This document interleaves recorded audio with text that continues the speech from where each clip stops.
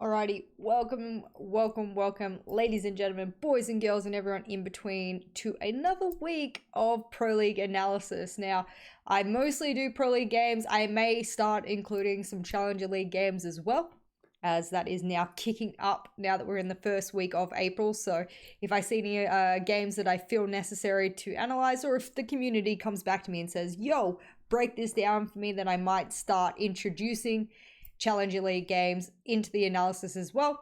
But this week we're going to, swap continents from EU, and we're going to go all the way over to NA. Not to say, though, that there isn't a little bit of EU talent in the mix there on the side of eUnited. Of course, Alfama being the EU fixture inside of that roster. So I'm really excited to break this one down. Why? Because I actually thought the wrong team won. Now, that sounds really odd to hear, because if a team wins, they win, right? If they win a game, that's their win. They did it. Boom. I just felt that watching it, the past few times that I've watched this match over and over now, I just kept thinking to myself, I don't think that they were the team that, not that a team deserves to win, but I guess for lack of better phrases, deserve to win this matchup. So I really want to break this down and give you guys why I thought eUnited was the better team, even though they lost the matchup. Okay, so a bit of a different analysis for you all, because it's not usually what I look at. I usually look at setups and what went wrong, what went right. Instead, today we're going to be focusing a little bit more on eUnited. We will bring in some of SSG's setups, or lack thereof, into the mix to help better explain why I thought eUnited should have won this match. But yeah, hopefully you guys enjoy. It will be a weekly fixture from now on, having this analysis each week. Whether I do 1 or 2 games will depend on my time schedule and my availability. But yeah, today's matchup, and let me jump onto the correct overlay for you. Let's hope I get this right. There we go. Cool. As you can see, eUnited, SPACESTATION Gaming, they were on Coastline. And this is the second half of the split for this particular season of Pro League. Now, probably, as you guys know, there are some disclaimers. If you are watching this live on my Twitch right now, you know for a fact that I will not engage with chat unless they bring up a really good point, which I will then try and seamlessly bring into the analysis, as this will get exported later onto YouTube, and people who are watching it on YouTube right now will not understand the context if I engage with chat that they cannot see, etc. So we are going to keep it simply analysis with a little bit of introduction of your comments if they do become relevant. So if I ignore you in chat, it's not because I want to ignore you, it's simply because for the next couple of hours, it is analysis only. That's what we're up to. So appreciate all of your understanding. Now, huge points to my analysis every week. If you're new to this video or new to my live stream, I do not play any of the in-game sounds unless we are looking at something very specific which requires sounds. It is not relevant to have the caster speak during an analysis. Not that they don't have great input. It's that for the analysis, the sounds are just irrelevant. We're more looking at using our Epic Pen here. If you're wondering what software I use Epic Pen. And that's a free software for the most part. You can upgrade for extra services like lines, etc. But we use it pretty simply. So I will start off with that one now. If you have any questions and you're watching this on YouTube, please throw them in the comments. If you're on Twitch, you can also throw them in the chat. I do not mind. But let's get started now that we have that little pre-chat about this. And we'll see whether or not we can break this down as best as possible as we go into Coastline. I love Coastline. I'm a big fan of Coastline. A lot of pros want it out of the rotation. I don't believe it needs to be. But, everyone has their likes, their dislikes. A lot of people dislike Bank. I thought it was a great map, so goes to show. Cute little emojis in chat there by Grixer. Love it. All right. Capitao ban from eUnited. My understanding is that I haven't really even played Coastline a lot. So their bans just were default bans, as they probably would have done in scrims, etc. The Maestro ban being key one there. little bit too much utility for them to get rid of, I think. And especially on a map like Coastline, where the site just tends to be exactly where the outside begins. Things like hookah, blue bar, you know, you can access the site directly from outside. So having Maestro cams delivering constant information, and that Valkyrie ban as well. I'm not surprised. Valkyrie gets banned on Coastline a heck of a lot. It's one of those maps she super thrives on because you can get a camera out and see a heck of a lot of the map very quickly. So none of those bans surprised me at all. Some people were like, oh, Lion, that's a ban that they thought relevant, so not a surprise. Also not a surprise that they do decide to go Blue Bar and Sunrise to start off with. That actually used to be like the primary bomb site for a lot of teams. They would always go Blue Bar first. Then they would move to something like Kitchen, and then they would move to Hookah, and so on and so forth. So to see it sort of become the secondary or even the third bomb site for a lot of teams now, not really a surprise. Kitchen has been quite dominated, but Kitchen only works if you have a full top floor control realistically these days. So, and with Mirror in play, which is why I really wanted to analyze this matchup. A bit of a shame we actually don't get to see the Mirror actually really do anything in this matchup. But that goes to show the adaptation of the attacking team against the Mirror. So starting in round one, I would have thought initially that the two Mirrors would have gone on these two walls. This used to be a very popular setup. Obviously, you know, my washed up coaching days, this used to be a popular mirror to have one mirror facing down to the lobby and another mirror facing over onto office. And then you have someone play here behind the bar with an ADS. And that would be kind of the default mirrors if mirror wasn't even banned. These days, mirrors are getting shifted around because they're not played a heck of a lot. And when they are, it's kind of experimental. Each team has their own flavor to it. What I do like, and you can see Bosco shotgunning out the wall because I knew straight away that's where he was going to throw the mirror. I don't really understand the mirror there. I think it's more of a intimidation method than it is really anything else, because I don't really see how you could sit in that corner too safely for too long.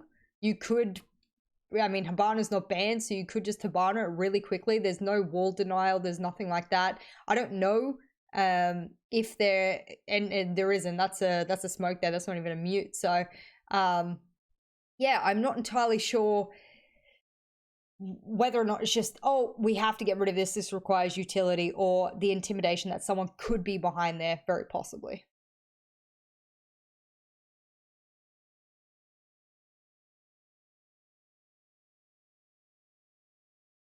Now, what worries me really, and I'd like to see where Fultz is it took Bosco so long to set up. He's actually still setting up and reinforcing and placing mirrors into the action phase. So I'm not sure what Fultz was doing in that time. And okay, we got to point this out, ladies and gentlemen. We got to point this out. My understanding was that Canadian wanted to shoot this drone. He saw the drone coming in from service entry, or service entrance, I should say, and he went to go shoot the drone. This is my assumption here, don't know for sure. And as a result, whoever was being hot droned absolutely blasted him. That's something that becomes a common theme throughout the defensive side of SSG, is that they don't quite get the fact that they're being hot droned. It takes them quite a few rounds to work out, hang on, if I see a drone, I need to be awfully careful that there's one or two people right behind it. And it took them quite a few rounds to get the hang of this, and a lot of people were dying very quickly, Canadian included. So he gets picked off awfully quickly from a kitchen entrance, and that's what will make it hard to analyze this very first round, is because SSG pretty much started 4v5. They lost a huge intel collector, they lost an entire player, they lost a very key player for that entire round. So to analyze it, it will focus more on EU and the capacity at which that they were able to clear very, very efficiently. Alfama will be the one hot droning Grixer, and with the confirmation that someone is in lobby there, drones will start zooming through. I said on my Twitter, I'm going to state this very clearly at the start of the VOD here so that a lot of people know what I meant when I said I believed eUnited should have won this match, even though they didn't, was that the droning I saw from eUnited, the flank watch and the hot droning was world class. By far world class. And I've seen it done before with other teams at high levels. You know, the old, Rogue in their previous iterations, etc., with their previous players, before they were traded out, etc. They had moments of world-class hot droning, and we're seeing that here with eUnited, and the same with the flank watch, etc. So their use of drones would be world-class if any team wanted to look at a team that knew how to use drones really effectively. eUnited is the one at the moment in this particular matchup I would throw to them and say, hey, this is the team that you would want to look at if you want to know how to use drones to the utmost effectiveness.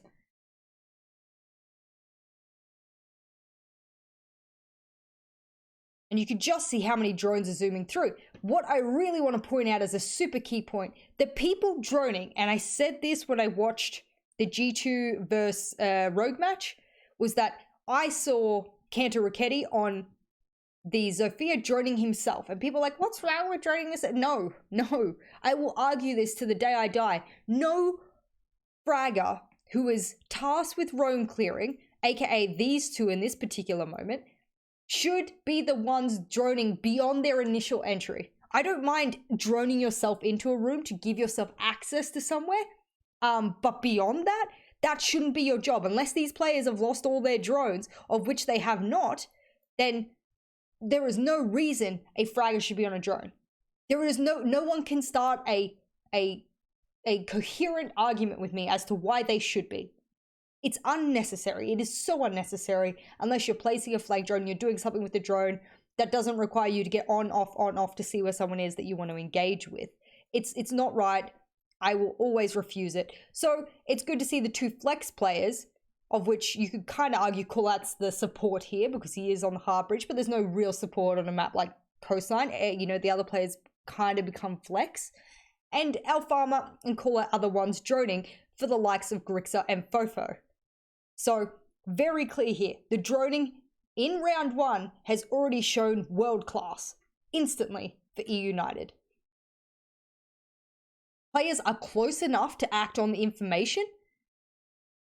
Grixer now putting a drone there to watch kitchen. So I spoke about this. If you're a fragger and you have drones in your pocket, don't just keep them in your pocket. What a waste.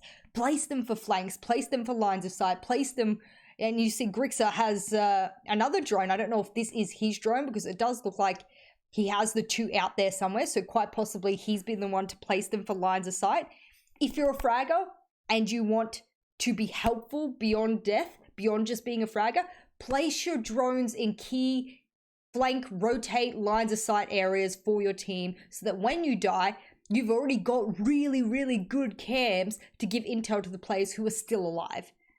So this is great. This Grixer makes me very happy. This makes me extraordinarily happy. He might be the Ashe main for the team, but he's done more than just be an Ashe main, you know, and it's barely been half of the round. So this is great.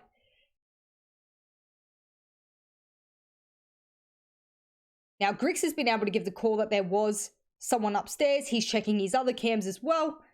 And now here comes the top take. So what their push was designed to do was initially to take lobby / kitchen. There was a little bit of lobby press back, so they held themselves in kitchen. And that's where now Grixer sits himself.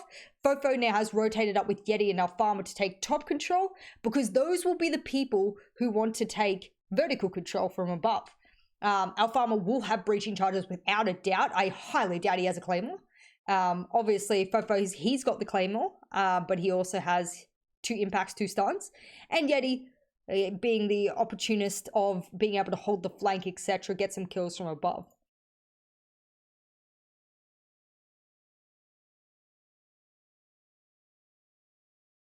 So still holding the bathroom, kitchen, trying to get a little bit of lobby control. He knows he won't.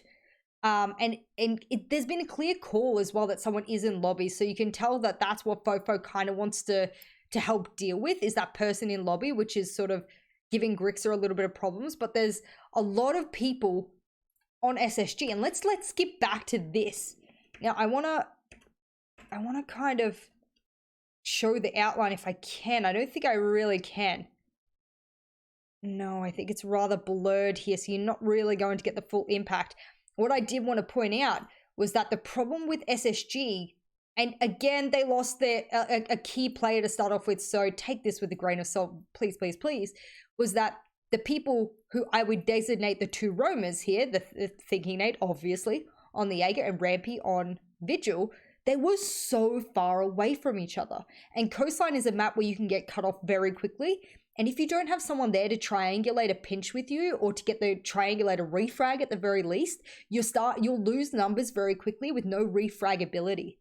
And that can be very dangerous for a team, especially when you're already one player down. You don't want to put yourself in a position where you're not going to have the opportunity to even numbers or attempt to even numbers, because as it currently stands, you're one down.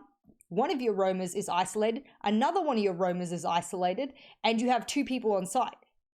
I think Fultz is kind of hookah cool vibes area. Let's make that assumption. So he's pretty well on site. Let's say that. So dangerous setup from the get-go, I think. I don't know if they got forcibly isolated from each other or if that was a decision they made, but it doesn't often pay dividends to be that far apart from each other, especially on a map like Coastline. A lot of people argue he is in office, he's right near the site. Okay, but then having a solo roamer doesn't do anything often, other than waste a little bit of time, of which they're not wasting enough. The call will come out, and this lobby delay that they had was actually really handy. Alfama will then take out the Vigil, and I really dislike that I do miss that, but it does look like he was able to take him out upstairs, either VIP or Hall of Fame, etc. So he does then get cut off, and there's no refragability, as we spoke about before. So dangerous now because SSG is down two full members, and they got a 3 versus 5, but it's been half the round, so possibly they could still do it if they were able to delay a little bit longer.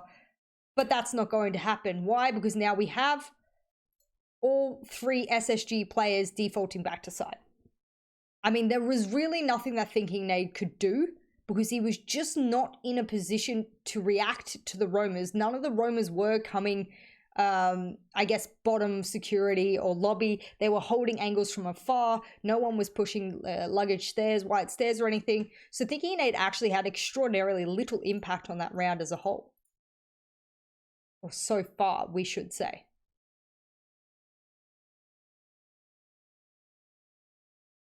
Now you can see that top floor control has been had. And the trouble for Grixer, I think, is that he's feeling rather impatient. It's his team's job now that they have top floor control to open up verticalities, etc. And he's feeling quite impatient because he's had this bathroom kitchen control for quite a long time, and he hasn't been able to do anything with it.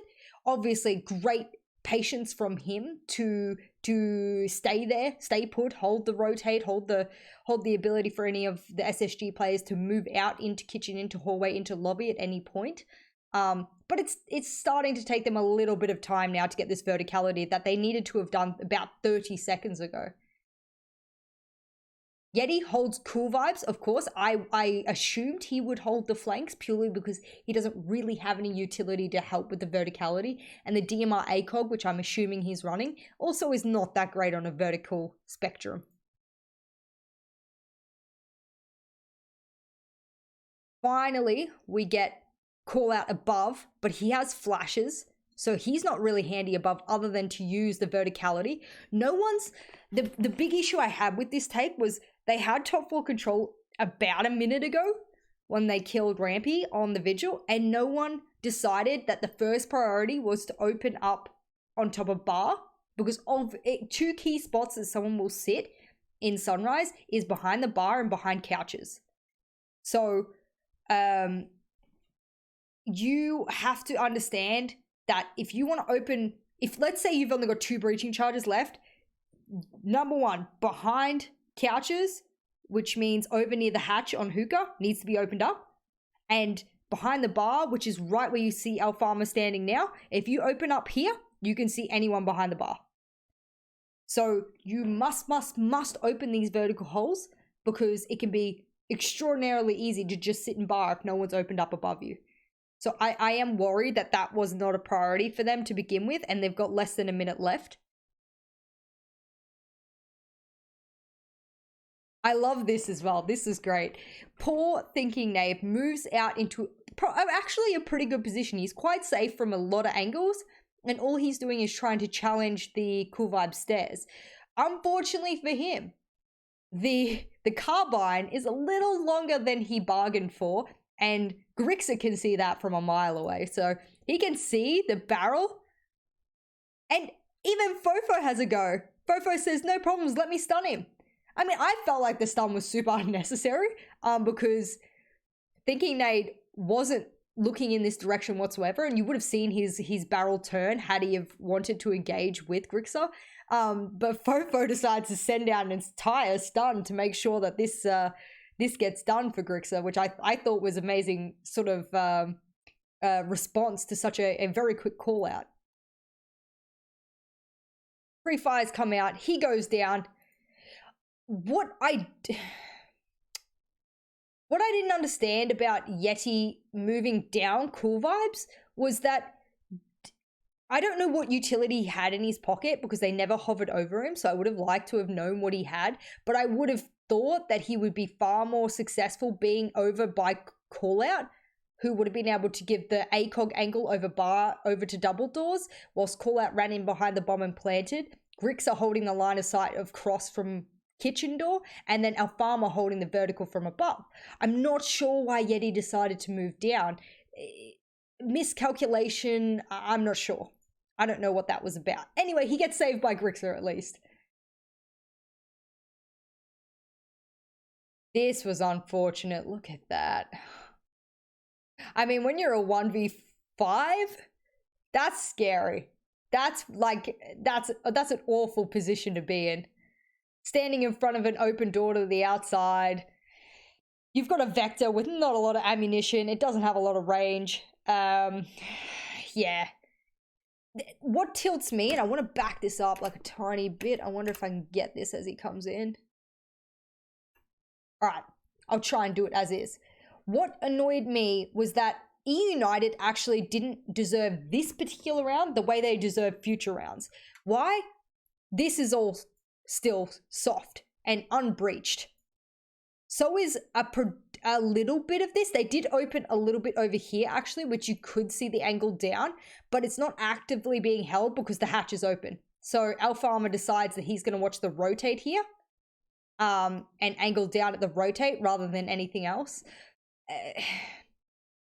I just don't like this. I just don't like giving everyone the whole bar to sit behind. Super dangerous area to let someone live behind. They can toss a C4, they can toss smokes, they can do whatever they want behind there. So that was probably the most tilting part of the round for me, viewing that, knowing that they had the capacity to open more verticals if they wanted to. Unfortunate for Bosco, he can't connect any of the vector shots there. And it's a little bit of a good night. Alfama decides to drop to confirm that kill. Now, huge point there. Both mirrors were ineffective. Were they a little bit of an intimidation method? Absolutely. Because I think for Callout, who was waiting outside, he actually stopped going in Sunrise entry because he was a little bit intimidated by the fact that someone might be behind there. So it really didn't help. There was no office push. The mirror on the office, the blue bar wall looking over into office, I should say, was also ineffective because that wasn't the push. So overall, not an effective setup for a team like eUnited, maybe for another team. And for people wondering what barrel Bosco was using on the Vector, that was the long barrel. It does look like the suppressor, I know, but that one's the long barrel.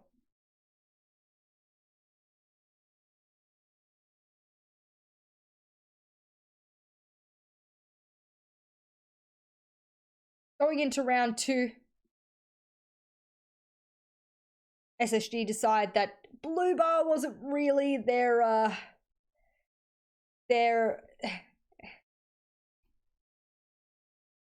sorry, ladies and gentlemen, I almost just threw my coffee across my desk. Nonetheless, blue bar was not their preferred site anymore. They're going to go over to kitchen, which is actually probably one of the most preferred sites for a lot of teams across the world on Coastline. God, good coffee's great, ladies and gentlemen. If you're a tea person, respect. I don't like tea, but coffee is the way.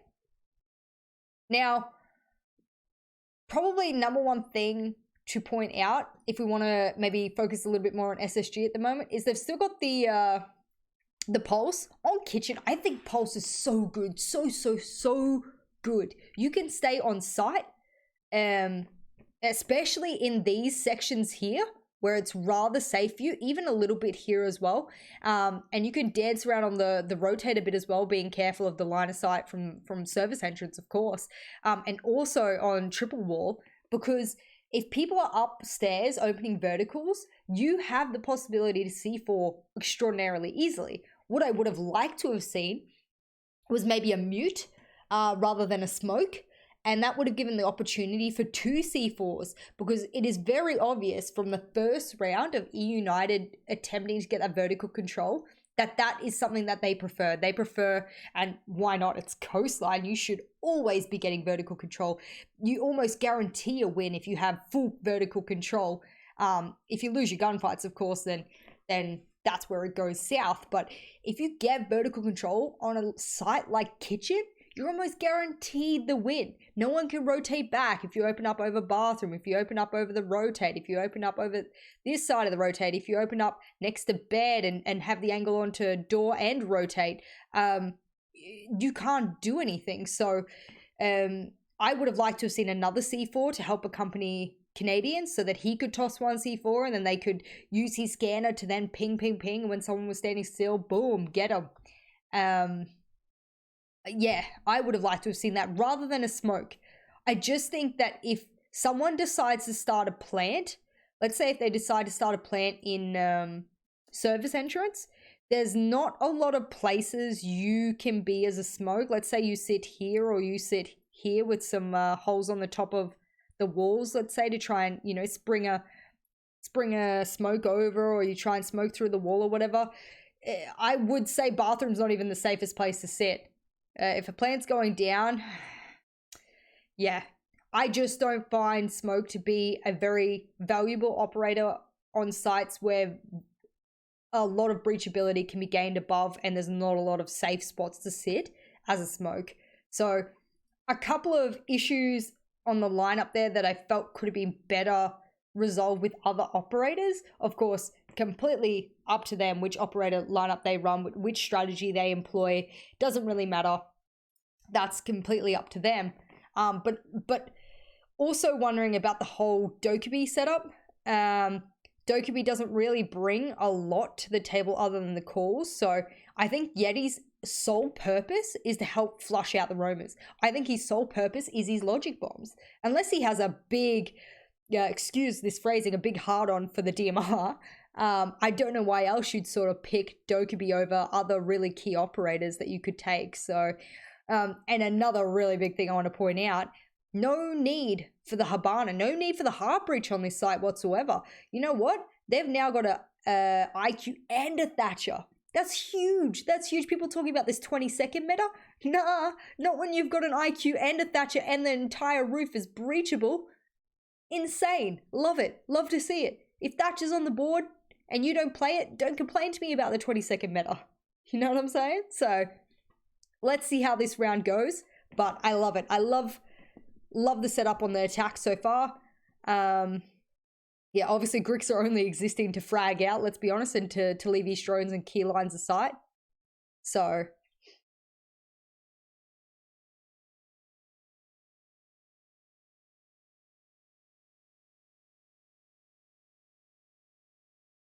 now you can see the Canadians setting up for a sunrise sided hold. Again, I don't like seeing roamers be by themselves. Like, usually you'd see a doc up in theater because the point for him is to be able to hold that vertical control. So to see him over an office, maybe they've done some counter-stratting and somehow, I mean, I don't think from memory eUnited has played this map almost at all, so there's not really any counter-stratting you can do. But maybe you've scrimmed them, maybe, I don't know, but yeah, to split your roamers or your flexes up in this kind of fashion where Fultz is by himself over an office and stuff like that, I'm not a huge fan of it.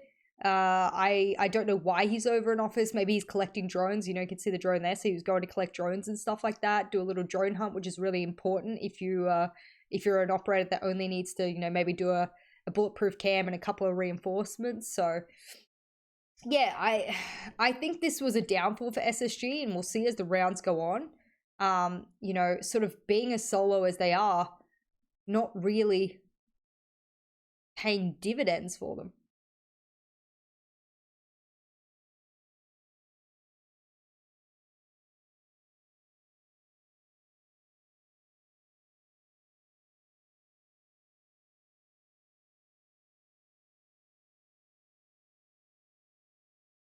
Now again, Grix are waiting for that hot drone. The hot drone's a little bit far away, but it's okay because I believe all that Grixer will want is Sunrise and maybe possibly Blue Bar control. Because his job again will be to literally just sit here and hold lines of sight and try and get picks. That's my understanding from this entry.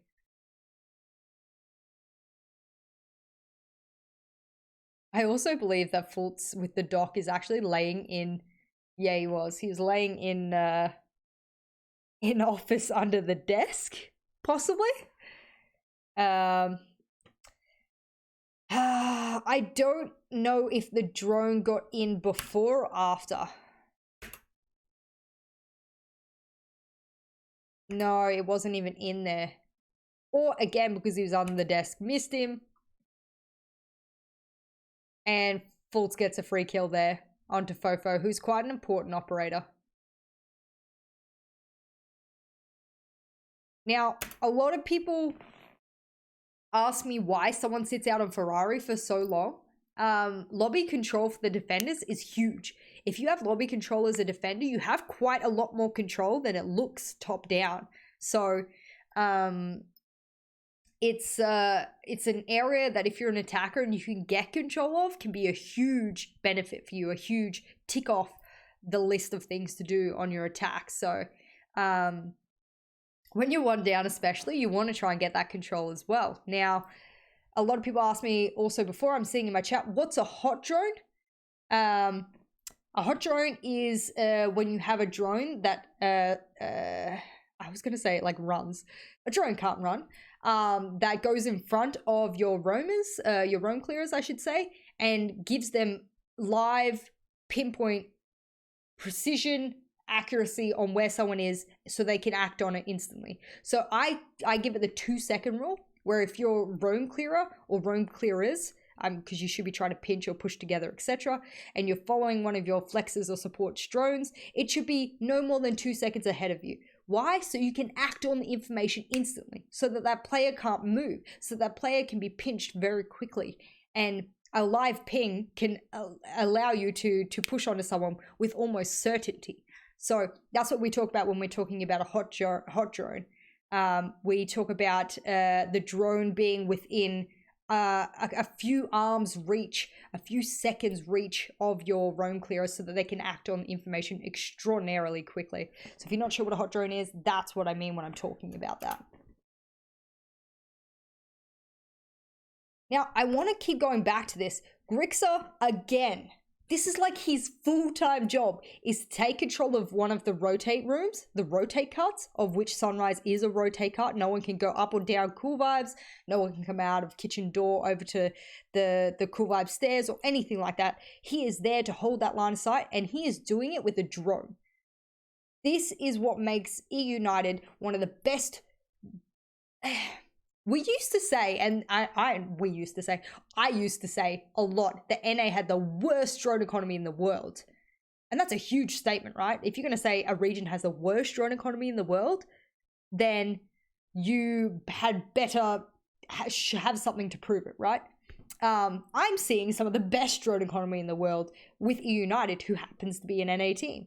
And I am so pleasantly surprised. The way they use their drones, and they use them so expertly, and they have so many of them all over the map, it's just a really, really world-class thing to see.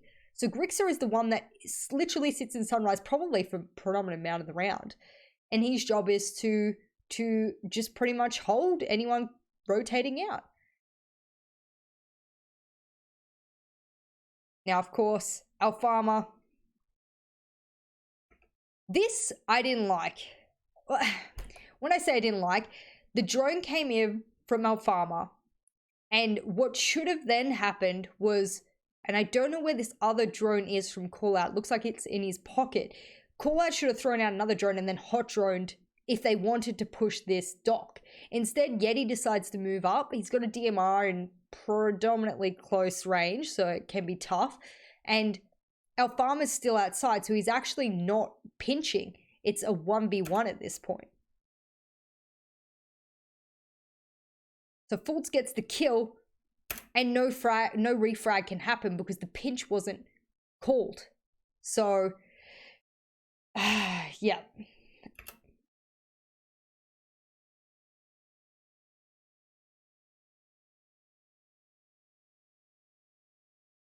Is Grixer pinging this because the door's not open for him and it looks open on his screen? You know that barricade bug where like you've opened a barricade but it's not actually open on your screen? I'm wondering if that's what has happened here with Grixer. I don't know, because he kind of keeps pinging the door. So maybe, or maybe he's trying to keep it closed to cloak the fact that he's in there. I'm not sure, but seeing him ping this over and over and over again. Yeah, I'm not sure what that was all about. But now that Alfama has his call to rotate,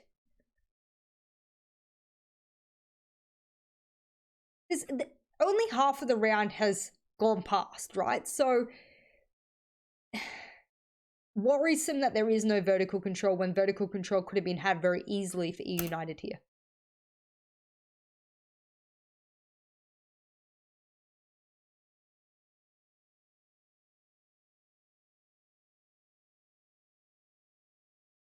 Now, what worries me is the uncertainty of eUnited now that they've lost Yeti, now that they've lost Fofo. They could have had vertical control very easily a long time ago. They decide not to opt for it. They decide for a complete horizontal push. Dangerous when a site like Kitchen can be completely overwhelmed from above. And those people who know when I used to work with Samsung, Samsung Italy was the team that I work with there. When we went to the Italian finals at LAN there, we were able to pull out the first ever 7-0, and that was on Coastline. Why? Because, well, I love Coastline, number one, and number two, I think that you can manipulate the crap out of Coastline, especially as an attacker, which is what we prefer to start on when I was coaching that team. And yeah, we pulled out a 7-0 against an undefeated team previous to that. So yeah, if you can get that top floor control, it can be unstoppable often. A farmer gets Fultz, who decides to get a little bit too aggressive on the front door. And with less than a minute left, there's a little bit of panic, but Grixer decides to get in and help his teammate Callout, who decides to start planting. Alfama can hear the run out happening and the shots don't connect. Grixer misses some shots as well. And now all of a sudden you're down to a 2v3. Really bad situation. If you're on site, like if you were to plant and then you were to get out and then hold angles on, you're in a really good position. But now you've become the defenders and you've got 3 people surrounding you. And that's a really, really bad situation to be in, especially when you're attempting to hold down a diffuser that they probably have intel on them as well, a little bit of intel. So Bosco getting that kill on a Grixer was just huge. And almost clutch from call out here. Look at that health as well.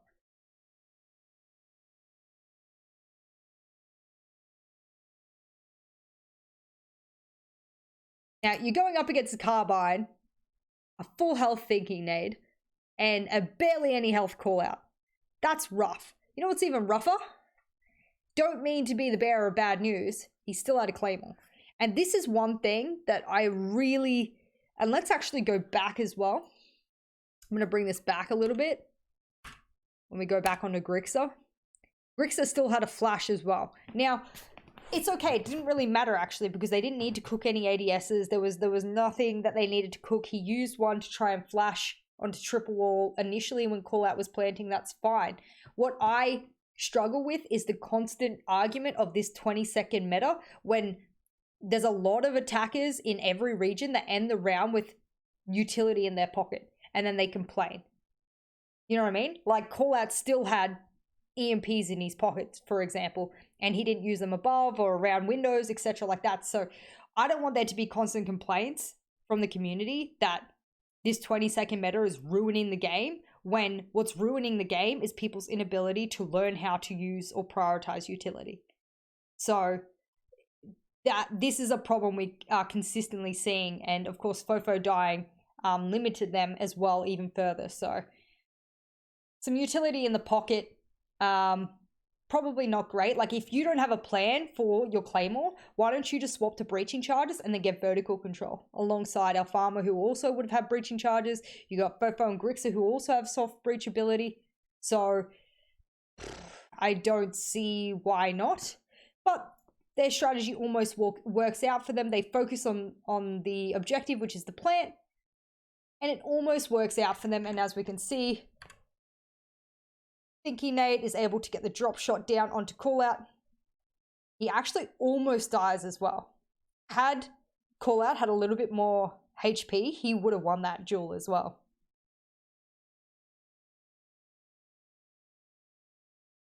And that round goes to Space Station. Space Station earned that round. Why? Because eUnited did not choose to take any verticality on a site where it's pretty much guaranteed at least one kill from vertical control. So, yeah.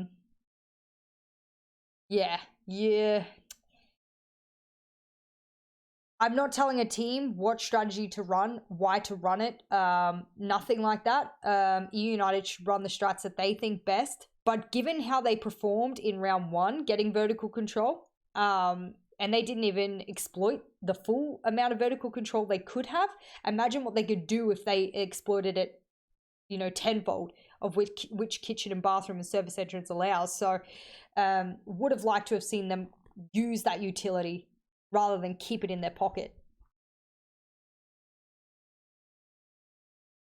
Now going on to round three, one apiece each side. And we'll see Bosco bring that mirror back. Fultz this time decides he's going to 6-pick, but well, guess what? He's just going to 6-pick back to the same operator after a little bit of discussion. No need for the 6-pick. And they're now going to go back to blue bar. That conversation there for the 6-pick, and if you don't know what 6th pick is, it is the opportunity, once you've revealed all 5 operators to the other team, to then secretly pick off the operator that you had displayed to another operator. And you get one of those every round for one player. So the entire team decides who gets that 6th pick, and then you can use it, or if you're like EU, you decide not to use it, that's fine. So obviously a conversation came out there where Fultz has picked the 6th pick and said, oh, I wasn't really helpful with smoke, you know, I didn't really do any damage, maybe I should go something else. And everyone goes, no, don't change the strat, just do the strat. And then you would have gone back onto the smoke. So there would have been a little bit of back and forth there, and I often think sticking to the strat is the way to go. Don't try and change too many things up, but there could have been possible better counters. Talking about counters, you're about to see what Bosco decides to do. Since his mirrors were super ineffective on round one, he decides he's going to put a mirror on service entrance. Now, I want to shout out to SSG. Great adaptation. Last time 2 whole people pushed in through service entrance. What if we put a mirror here? And then that way they're like super they're super delayed pushing in. They have to try and destroy this. You know, maybe Callout decides to use one of his whole X-Cairo charges to get rid of it. Whatever they decide. Unfortunately for SSG, eUnited counters their counter, which you'll also see. But I like the idea of the counter adaptation. And Alfama had a drone up in a pretty default spot, actually, seeing that whole setup. So the entire 15-20 seconds they would have had to discuss, not even bother pushing there, would have sufficed. And then I believe the other mirror will go watching over onto office again, because they don't reinforce, or they do reinforce office walls. So there you go. Where do they take that reinforcement from? There's 1, there's 2, 3, 4, 5, 6. Do they reinforce here? Is that, like, if you're going to put a mirror here, you always want a reinforcement there. And I think there is. So I think those two are reinforced. So that's fine. That would make total sense.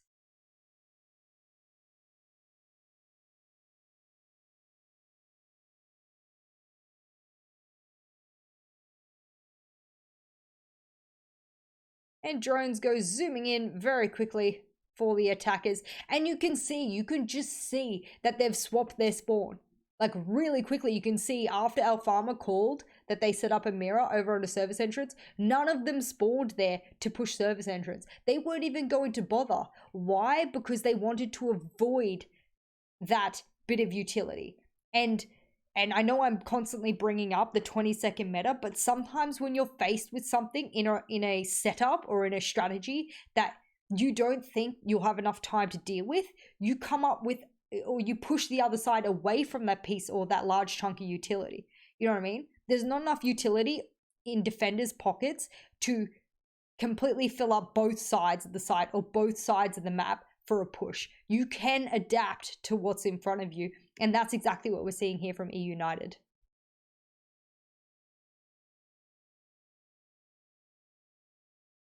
Now, hopefully, what we're seeing is a little bit of vertical control.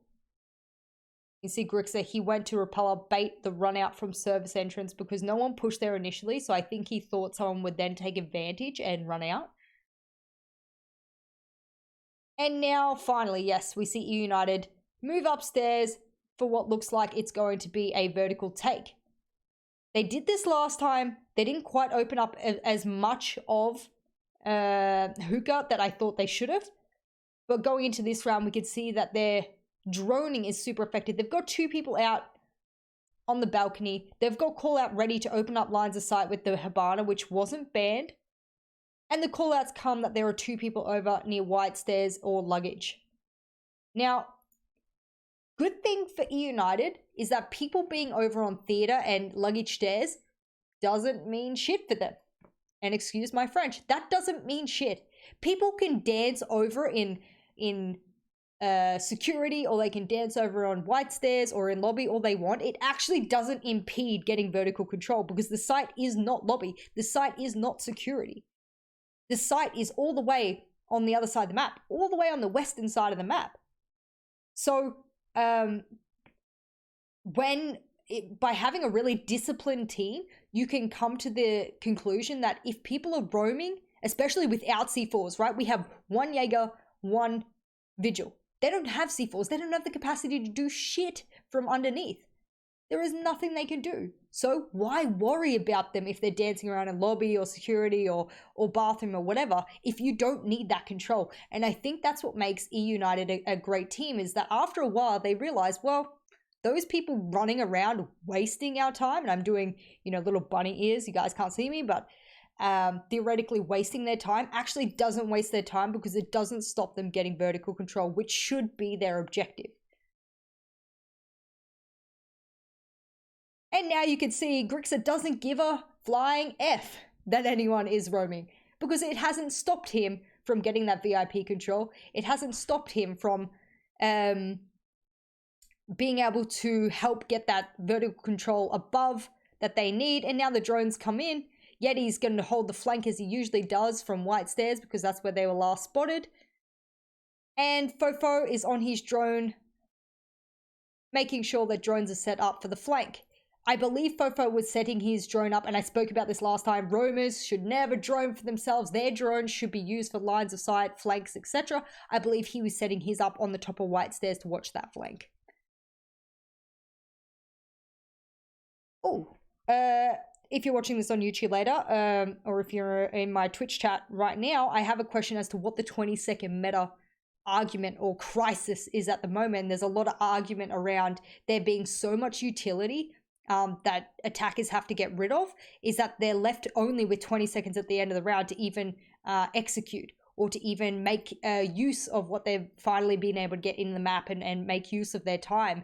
And a lot of people relate that to there being so much defensive utility that they need to get rid of and not enough attacking utility or it being unbalanced. So this 20-second meta is simply saying there is not enough time in the round for us to deal with all of this utility. Therefore, it only leaves us 20 seconds to do anything like execute, for example, which every team should want to try and do, you know, as a whole. So that's the 20-second meta, and hopefully that outlines it a little bit more clearly for you all.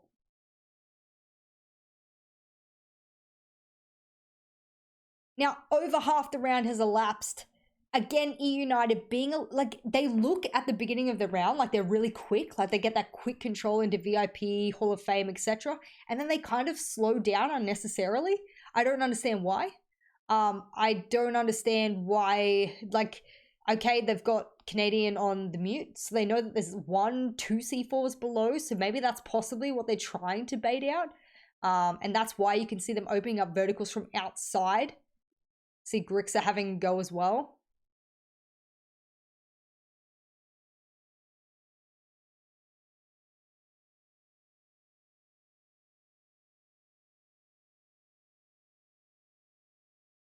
And they finally get in there to get the breaching charges down. And finally, we see breaching charges and verticality opened up over. Look at that. So much opened up. That's what I would have liked to have seen them do in the first round that they didn't do. But now, if you're SSG, you're scared. You're very scared. This double flank, I love double flanks. I think double flanks are perfect. That's why they're able to get the Ash of Grixa. Of course, the trade quickly coming in from Alfama there. And then, of course, the call came from the drone that Fofo set on the top of White Stairs, that there was actually 2 of them. So Alfama knows the other one was in theater, and he's able to collect that kill as well, bringing it down to a 3v3. There is only 25 seconds left is the trouble. So even though they have all this vertical control, they actually can't really play it anymore because there's not enough time to sit above it and play. You can see Call Out trying. He does get a kill from it onto the couch's wall, but it doesn't really do much left because you got 10 seconds left. So, oh, by the way, you're about to see something extraordinary, something I could never dream of with the bearing. And if you're wondering what the bearing is, it's a secondary for the secondary SMG for Habana and Echo. So you can see Alfama jumps down and gets shot from the long angle from Canadian, who's holding lobby. This is why lobby control is really important. We spoke about the other round. And Call Out knows that there's someone over on the window. So he gets the one on the window. He has 4 seconds left. 4 seconds. If you're Canadian in this singular... If I was Canadian and I saw that there was 4 seconds left on the clock, I don't know if he knows he downed Alfama or not. Let's say he knows, right? He knows he downed Alfama. Why peek? Why peek? He has to plant. Boom, good night. I'm going to play that one more time for you. This shot with the bearing. Oh, I thought that was a headshot too. Now, I'm going to assume he doesn't know that the IQ's down. Let's take the benefit of the doubt there and go, he mustn't have known. Let's go with that. He mustn't have known. Because there's no way you peak that with 4 seconds left. But that round very narrowly goes to eUnited. And I'm upset for eUnited because these rounds should dominantly be going their way because they're doing everything right. They're hot droning, they're setting up beautiful flank cams, they have multiple people ready to respond to the person who's holding those flank cams. They're just once they have that control, they slow down. They're really slow to use their breaching charges and get that vertical control, and it means that they're only left with what we saw there, you know, about 30 seconds to 15 seconds in total to even get an execute down, of which they then had to focus entirely on frags. So eUnited should have had an easier round than they had. It shouldn't have needed Call Out to clutch the way that he did in such an awesome fashion. But yeah, not looking good for SSG, being caught off guard multiple times with no opportunity for refrags. The double flank was a one of those areas where I thought, hey, they're showing promises of refragability, but that was really the only one.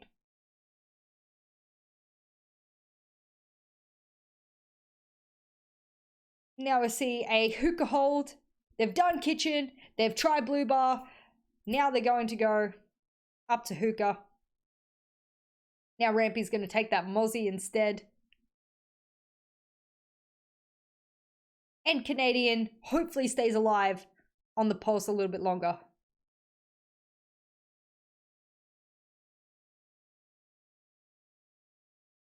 Now,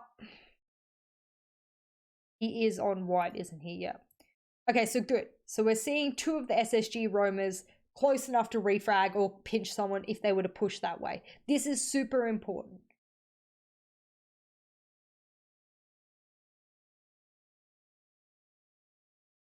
And all of the roam clearers make their way up to VIP to begin their roam clear.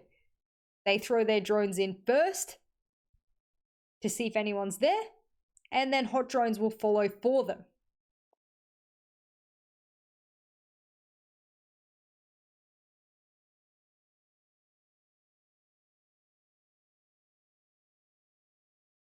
You'd see them looking for utility as well, like they're sure that there's going to be some yokai drone or something around watching them as they enter.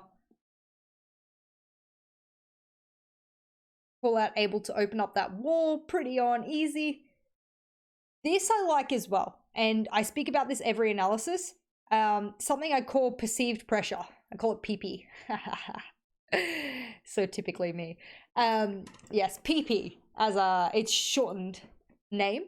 Perceived pressure is making sure you open certain doors, windows, destroy certain pieces of barbed wire or utility, to give the defense a perceived notion that there is pressure there or someone is there. Even if you move away from that, they have perceived notion that someone is still there. So people who leave service entrance door and kitchen window closed are giving the defenders a lot smoother transition to rotate if they wanted to. That's why you open them, so the defenders go, ooh, I actually now can't move from, you know, behind the kitchen counter and run across the sunrise if I wanted to, or, you know, run around and look at the drone hole or wherever I wanted to, because someone might be outside that window now it's opened. So perceived pressure is super important in Siege, because you can never be certain someone is not there waiting for you. So I like that Grixer opens that up a little bit. And see, look, Canadian, he is just dropped to the floor and he got out of there. He was not messing around with that anymore. Now that Call Out has been given the all safe, and I love this, I'm becoming a huge fan of eUnited.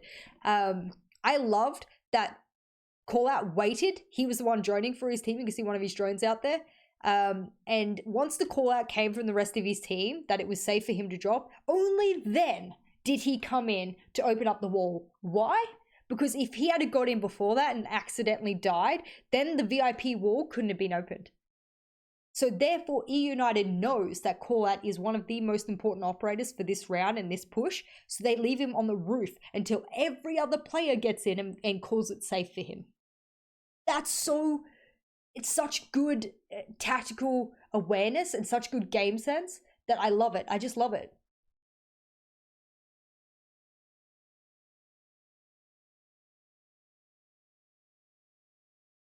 I also love that air jab. I'm going to have to try it in a custom to see if you can see it from below. I would assume that through the stair bit there, you'll be able to shoot it. But I guarantee if anyone's tested it in a custom game, it's Yeti, so possibly not. And now that VIP's been opened, Kulak can run away, take the diffuser over to where they want to plant, which I believe is Aqua. So you can see the whole time Kulak going through his steps. First step, help drone, help get control of VIP. First step, go on the roof, open up quad wall into cocktail. Second step, once my team has control of VIP, open up VIP. Third step, go outside, go get ready for the execute. His job is not to frag at all. At all. If he has to, he will, but that is not his job, and you can see it. You can see him going through the steps, going through that recipe step by step by step.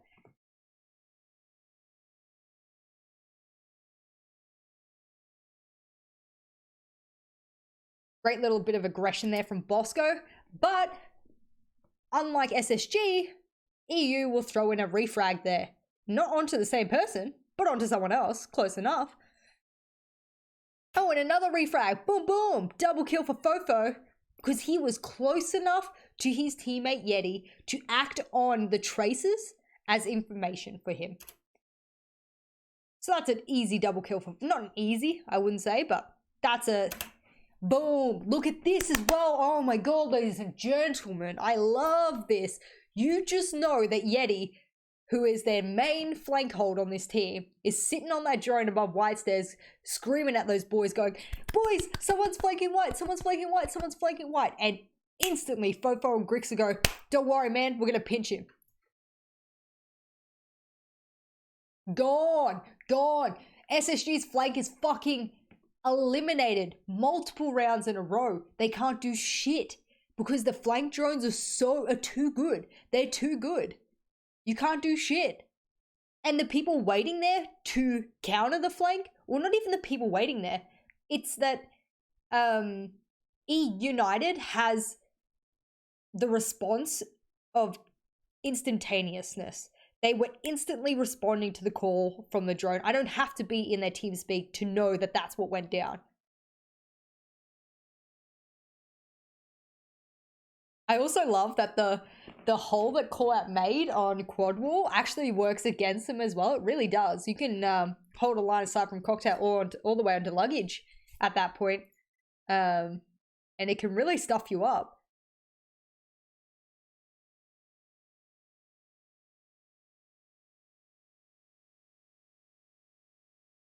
Alfama aware that someone is or was in hookah, at least when he droned. Smokes come out, and this is what we said before. When Fultz, that other round, picked 6-pick, and then like 6-picked back onto the same operator, which was a smoke, I think in Fultz's mind, he was sort of like, boys, we're dying way too early for smoke to even be relevant. Like, smoke doesn't help if it's just me and one other left, and you want me to deny the plant when people are running into side. Smoke doesn't do shit then. Smoke is very unhelpful. So, unfortunate for them, smoke became unhelpful again. I love this as well. Whoever was planting there got fucked by another one of EU's drones, because when Thinking Nate went downstairs to challenge the vertical, there's actually a drone below watching Thinking Nate.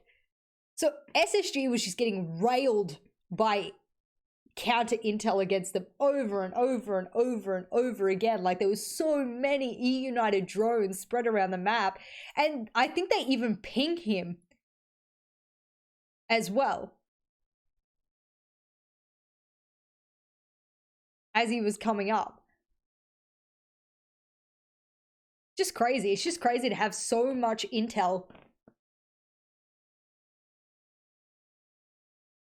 Just, as SSG, you feel absolutely claustrophobic because you can't go anywhere without being seen, without your position being known.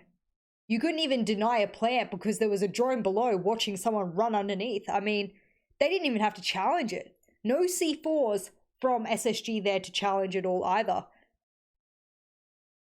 just I think what eUnited is doing is they're like using this second half of the split to work on like becoming like dominant with their drones, with their flank holds, etc. They could be a little bit more I guess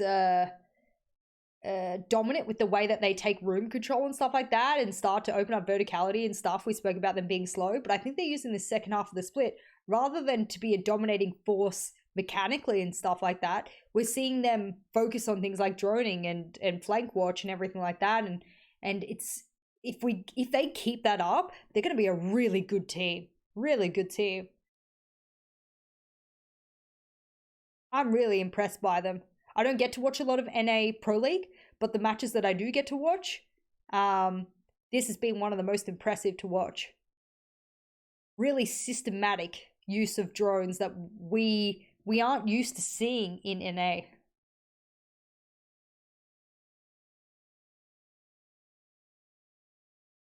And what was that 6-pick off? Canadian going to the Echo. Love it. Why? Because Alfama doesn't actually use his cassette too much. Like, it's not like it's his primary thing. Like, he doesn't stand outside windows and doors looking for the things. He kind of just pulls it out to see what's around and then puts it back in his pocket. So, yeah, to SSG's credit there, Echo's open. Why not run it? Why not give yourself a little bit more intel? The mute wasn't overly handy, and nor was the pulse before, so I think swapping over to an Echo was a great little switch up there.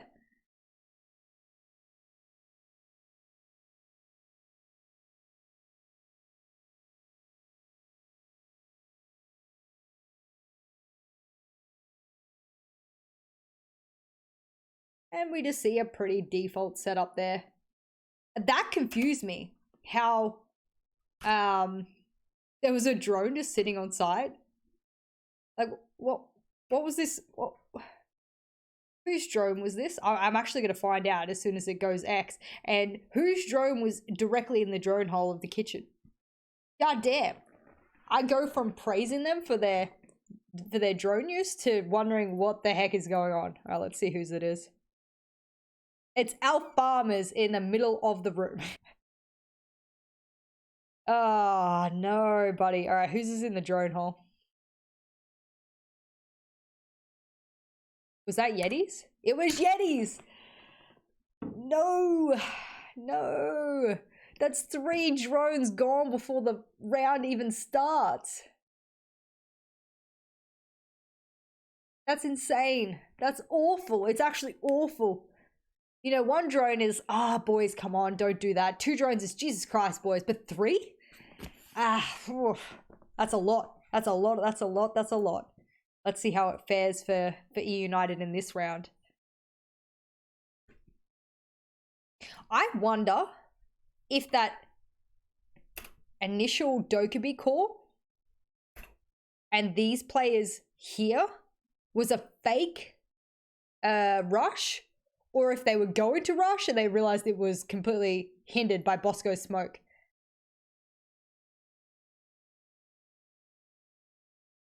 Yeah, you could kind of see that they run towards it, you know what I mean? They're like, oh, no, there's a smoke, and they stop. And then Alfama gets fooled again in lobby. Again. Now, I don't mean to be rude, but if lobby is a key area of your hold and you're constantly challenging it extraordinarily aggressively and you're not winning as much as you're losing, maybe there's another way to do it. Maybe you need to be a little bit more careful.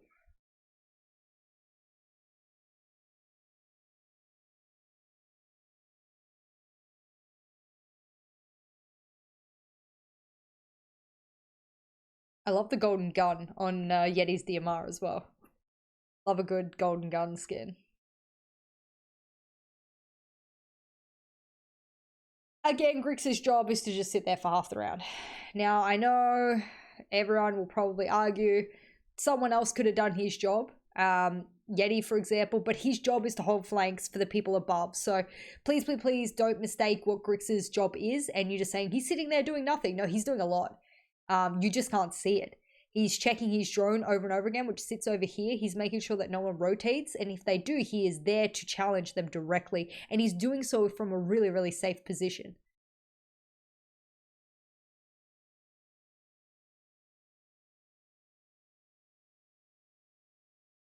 Yeti does decide to move in with him. I don't think that's the right decision.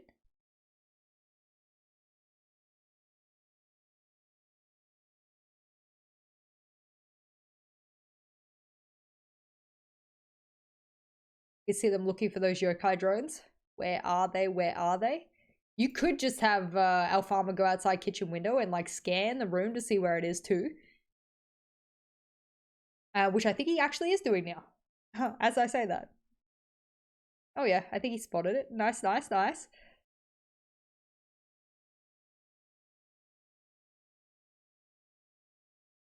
Again, eUnited's strategy clearly here is to not take vertical control. I respect them more for it now because there is a full top floor theater hold. There's a shield, there's multiple reinforcements, there's multiple people. You know, Rampy's got the Ella, so Grismonts are going to be there. So I understand in this round why you wouldn't go for a vertical hold, because it would take too long to get rid of the people up there, then get vertical control, etc. Especially with how much utility and everything they put upstairs. So instead, they try to bypass it and go horizontally into side.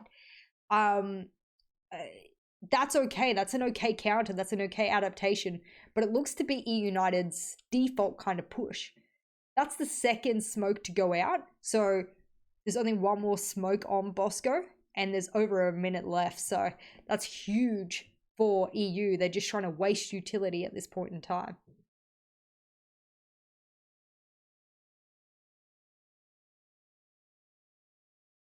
Now, you can tell they want to play it up near counter because that's where they keep looking at. That's what they keep droning out. That's the last smoke there, and there's a full minute left.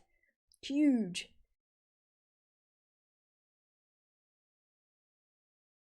Now, they know that there's people upstairs and that they have to challenge that. As soon as this wall gets blown open, SSG can be certain that they're going to play it.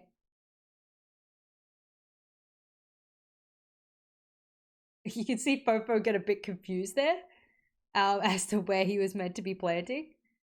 Alfama comes zooming in service. A bunch of people come zooming in. Everyone gets absolutely capped.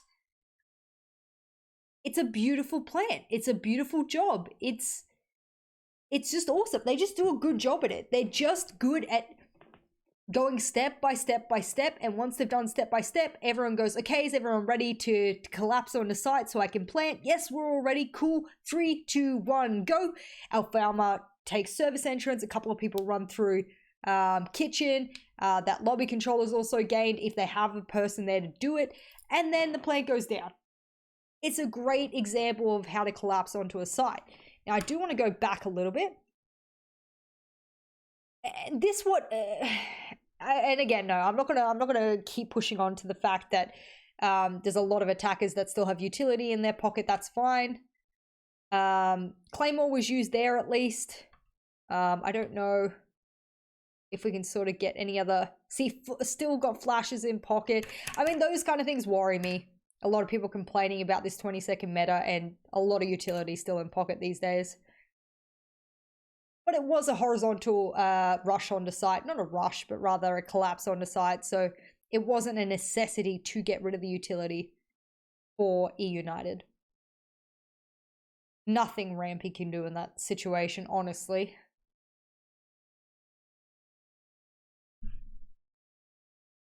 And that round pretty solidly goes to eUnited. And that's one of the more convincing rounds. Purely out of the fact that they did just completely avoid. And I think that's a strength of eUnited, is that they choose to completely avoid areas of deep utility dumps. So, for example, when the mirror was put onto service entrance, they completely avoided it. the kitchen hold where they had a complete theater hold upstairs with a shield, couple reinforcements, grismonds, etc. They completely avoided it. I like that. I like that. I think that's a great adaptation. It shows that you're not just a one-dimensional or two-dimensional team. You have the ability to adapt and throw different pushes onto the defense where they're not expecting it.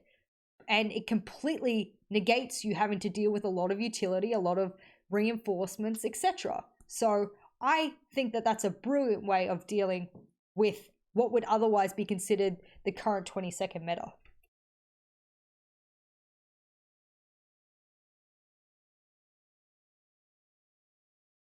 Now SSG, for their last round on defense, will choose to go to Hookah.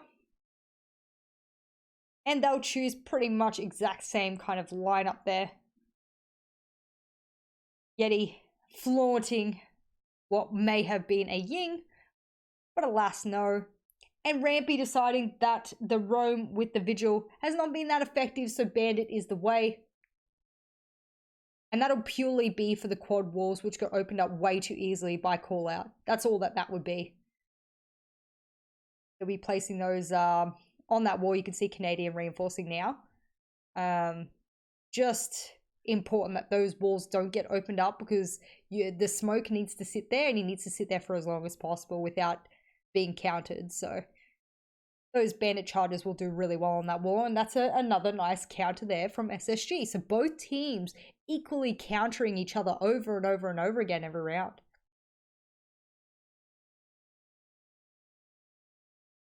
Please tell me Rampy puts the other charges on quad wall. He has to.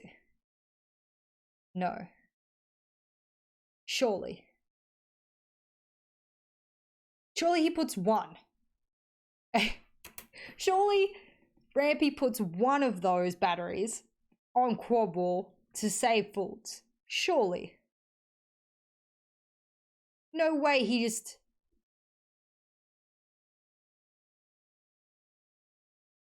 I can't for my life understand why you would, I mean, the only thing callouts ever opened up on this map is VIP wall and quad wall.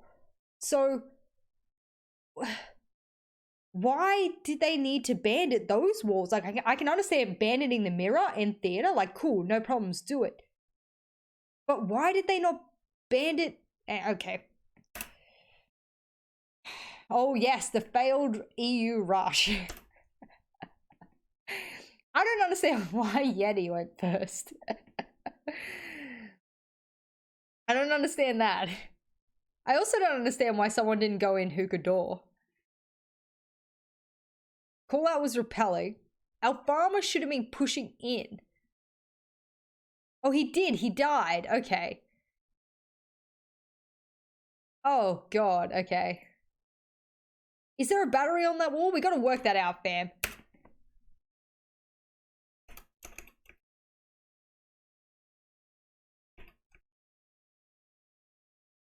No.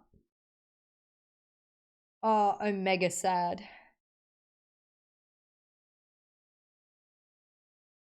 It makes me really sad. Okay.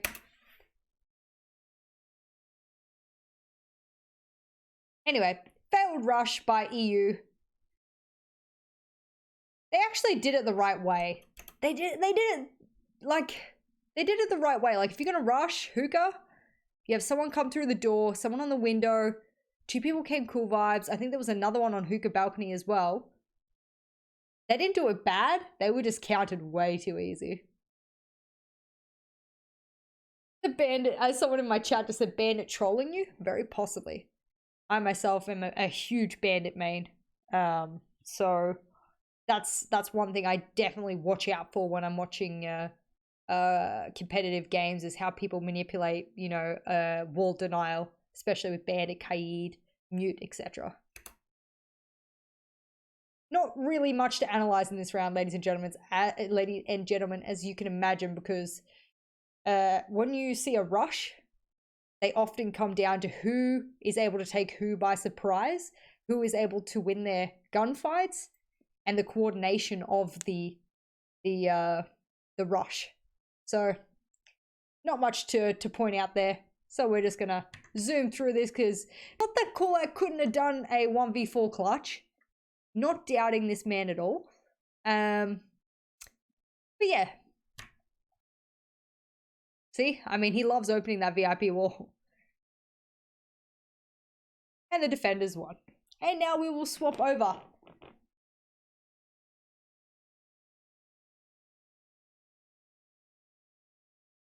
We'll see whether or not eUnited's attacks and their coordination, their great intel use there, will follow or flow on to their defensive half, as well as SSG, known more for their attacks on Coastline than their defense. So not a surprise that SSG did end up winning this matchup because their attacks are stronger than their defense. But I also felt them to be rather lacking a little bit of coordination on attack as well, as we'll start to see.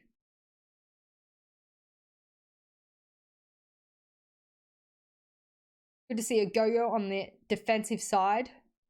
Really slow down those attackers, force them to get rid of those shields or to use them to their own advantage if they wanted to.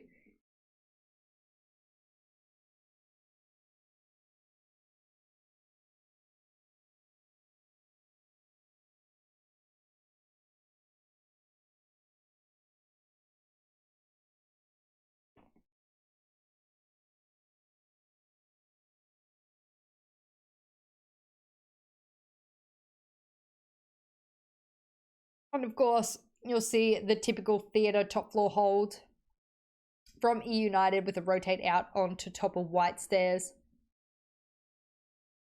Nothing out of the ordinary here for me to point out, ladies and gentlemen. Generally, a lot of people do a top floor hold when they are holding kitchens, so not surprised to see that at all. And you'll see SSG setting up for a top floor take. They've got the buck. So I really wouldn't be surprised if their whole plan is to get that vertical control as soon as possible.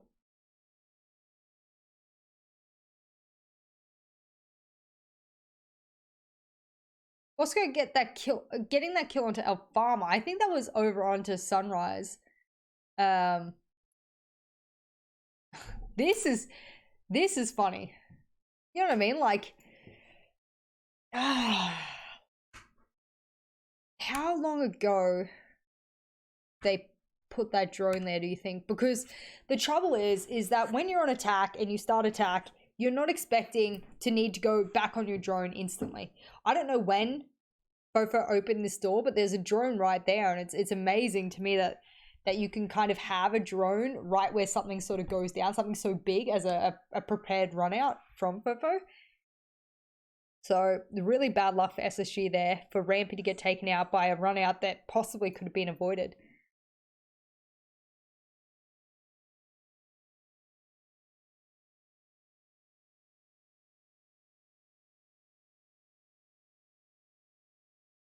I love this.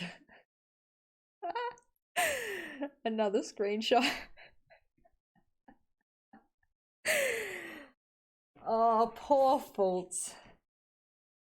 He just didn't spot it. Obviously, the Prisma was like in his way, but poor man's wanted to throw a flash, and good on him. He's trying to use his utility to make sure he can get rid of the shield. But yeah, we'll definitely I want to try and get a better screenshot if I can.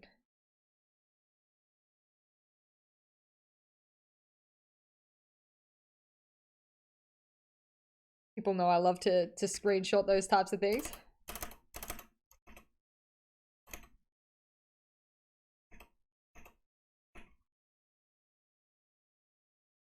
Alright, that'll do. And then we can circle this.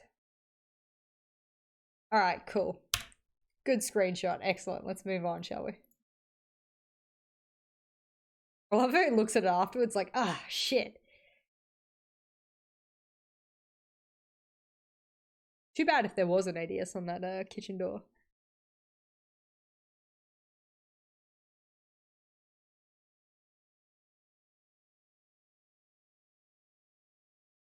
I don't understand why Fultz is constantly checking this camp. Like, isn't Rampy on it? Or is Rampy on another drone? Because if Rampy was on this, he would have seen where he was and been able to give a very precise call out. I don't know. But at least you can see now SSG setting up drones, all those flank drones for Rampy to watch now that he is dead.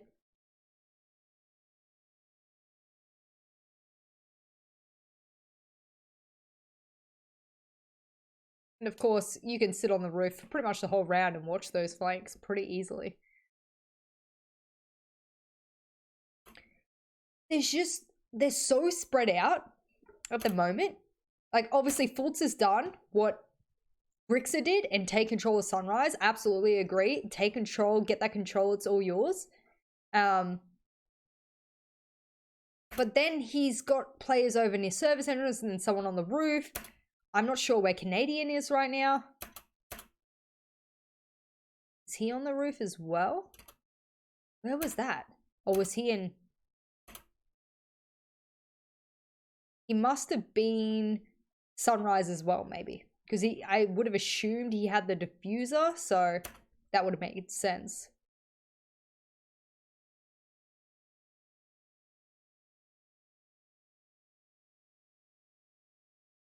I love this as well. Like, he's literally... What people don't understand is that what Thinking Nate has done is accidentally shot a Prisma instead of Alibi.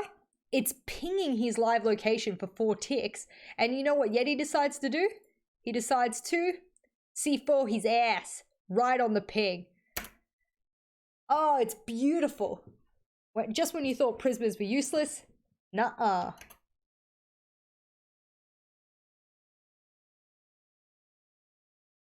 Like, I hope it's there. I don't know if it is. How is this allowed to happen? Like, how is someone allowed to run up behind you? Where are the drones? Or are eUnited just so good at spotting them and shooting them? You know, I know there was a drone on double door when Fofo ran out at the beginning of the round. Is that drone still there? Can it hear Yeti running full speed into office? I just don't know. I just don't know where SSG's drones are at the moment, because there's no way all these roamers are having this much freedom to get around as easily as they're getting around.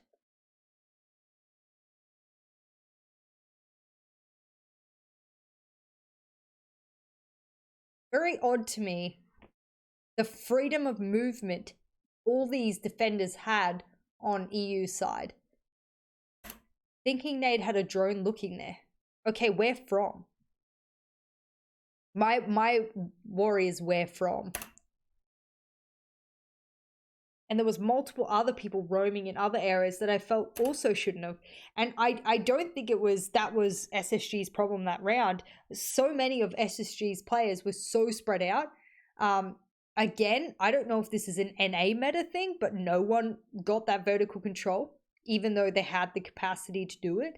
So they decided to do a Sunrise push straight in, do a kitchen plant. But that just wasn't going to happen. They had every bit of cover there that they needed from EU, and the roamers weren't taken out, and the flanks weren't watched appropriately. So even if you're on the roof, you know, you're going to miss some stuff sometimes. So that's why it's better to have a drone there and be certain.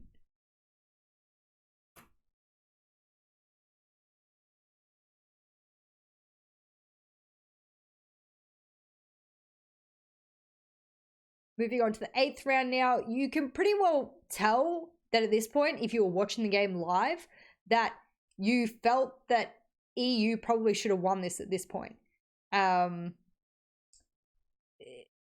think for SSG, they just needed to switch on a little bit more. I think it required them to be in a little bit of deficit for them to just go boys, like, let's switch on, let's go. You know, for them to start bringing those rounds back. And you'll see in all of these future rounds how that goes for them.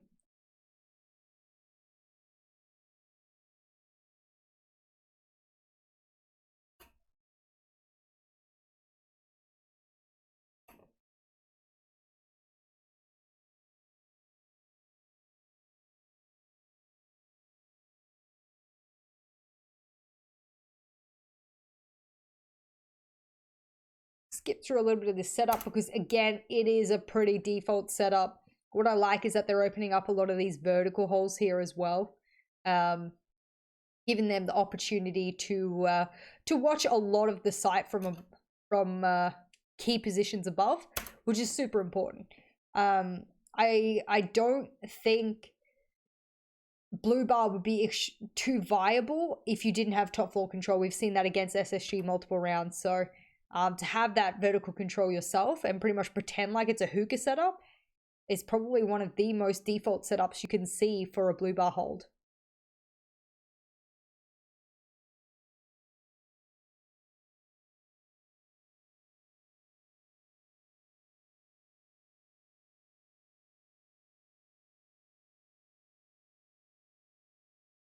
Now, a lot of people were worried about, in my chat, Rampy's KD.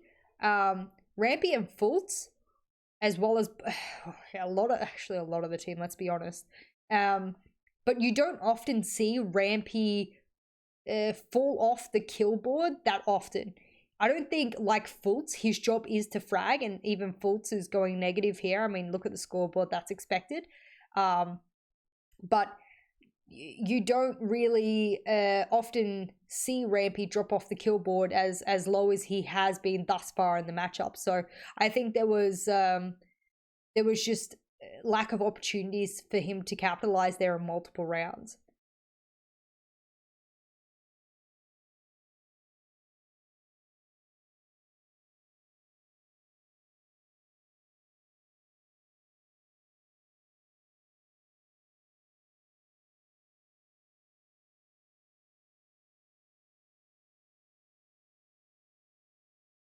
The drones zooming around for SSG.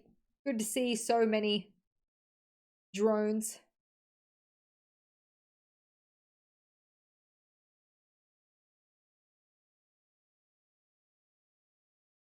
And they get in extraordinarily fast. They get in, they want to try and start challenging this top floor hold.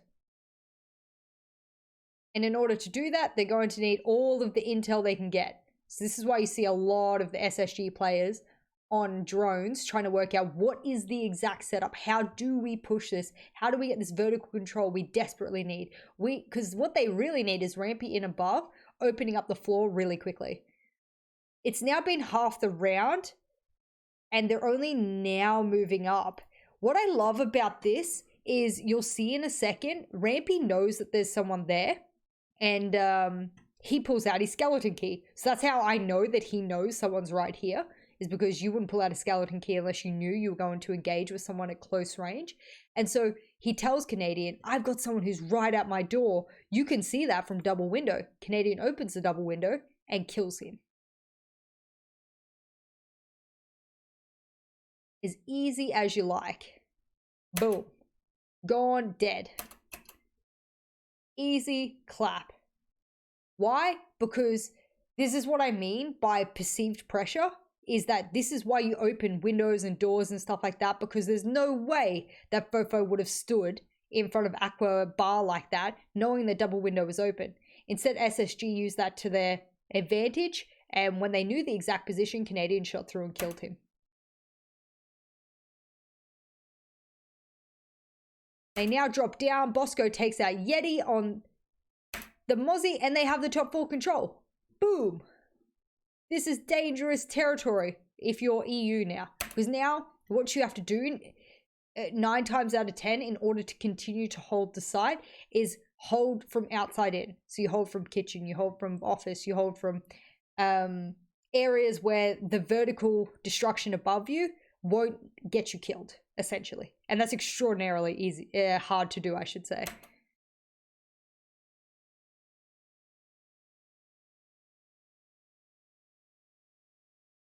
You can see that Alfama's in office, as I said. Callouts in kitchen.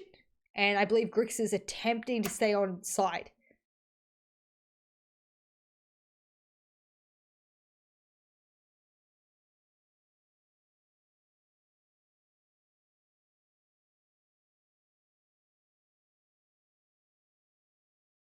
Only now, with about 45 seconds left, are we seeing vertical holes being opened up by the buck. Again, I don't think Grixer should be allowed to be here because they should be opening up above bar. Should be a priority to open up above bar.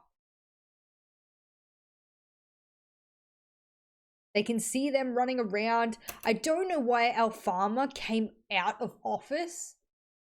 I don't understand it because with an ACOG, you can hold the line of sight onto the default plan behind B-bomb from kitchen corridor.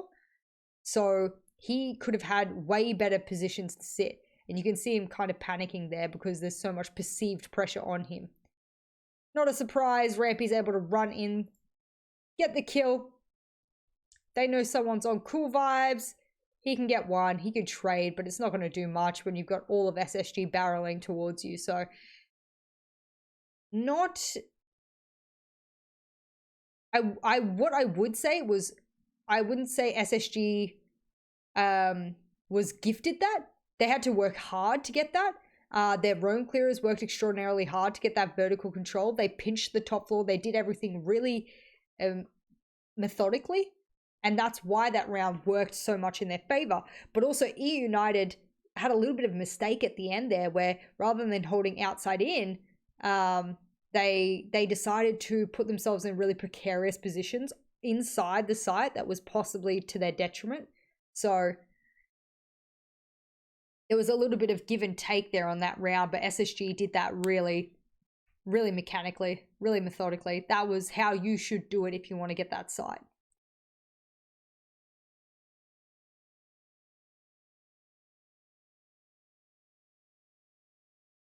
Now, pretty happy seeing a lot of people pretty happy to see SSG in the doing a nice little comeback. Goes to show that the attacker-sidedness of Coastline can often give people a leg up.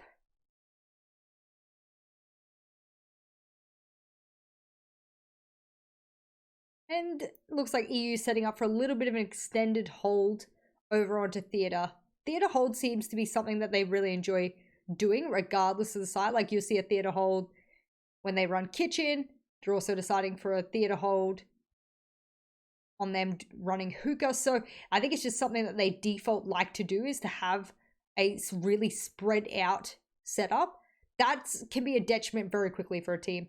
I'm going to note that very quickly is that if you spread yourself out possibly unnecessarily, then you what god damn, bro. Calm down. One, how did that C4 not destroy the drone? But anyway,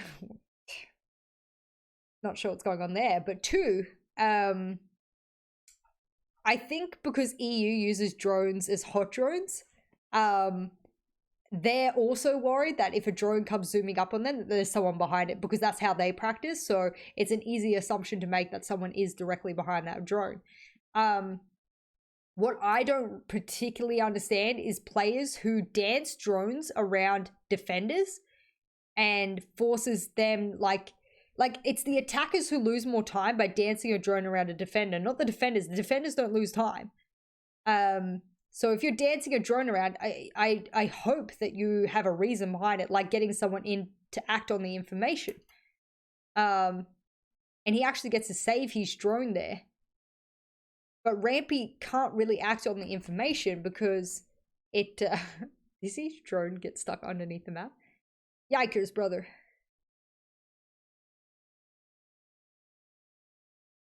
Yeah, I don't really understand. That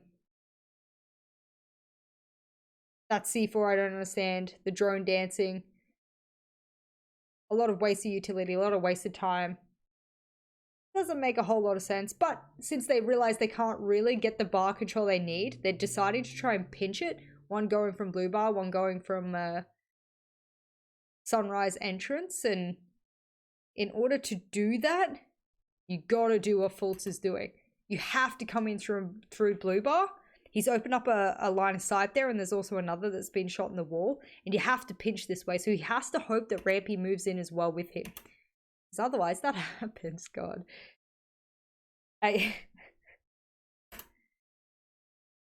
What? Is that Rampy droning? No, surely not. It can't be. It's gotta be Bosco or something. Let me go back and see whose drone it was.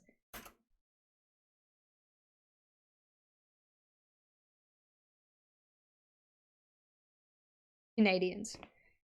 Oh, I don't know if SSG were just having an off night with their coordination, because like if Fultz was moving in through Blue Bar, that's a perfect opportunity for Rampy to move in as well. And I would assume Rampy also has nades. So if they know where this person is, a quick nade to like flush him in either or direction would give them a perfect line of sight on him. So he gets Fultz for free, no refrag, still holding the angle. Not sure what he's doing. He does nade. Finally. Okay. Yeah, that coordination was a bit back to front with all that. I don't know what the communication was there. I'm not going to pretend to know or anything like that. But he does end up netting the kill because of the weird movement of Yeti. Some weird movement from eUnited on their defensive side here, you know. It's almost like they get impatient and they don't want to sit still.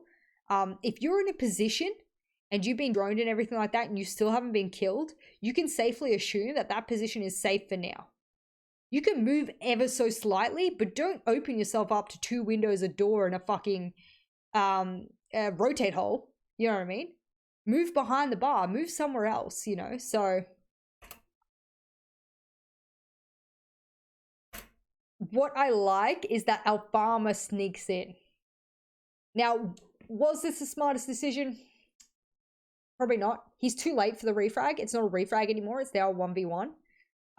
Is it smart because he's in probably undetected? Yes. Trouble is, what you all don't know is that below the feet of our farmer is broken glass.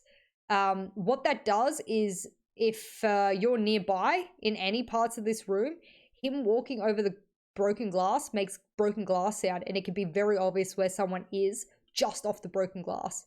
So I would assume that gives away his position very quickly, but our farmer's just better. In that particular engagement, he's just better.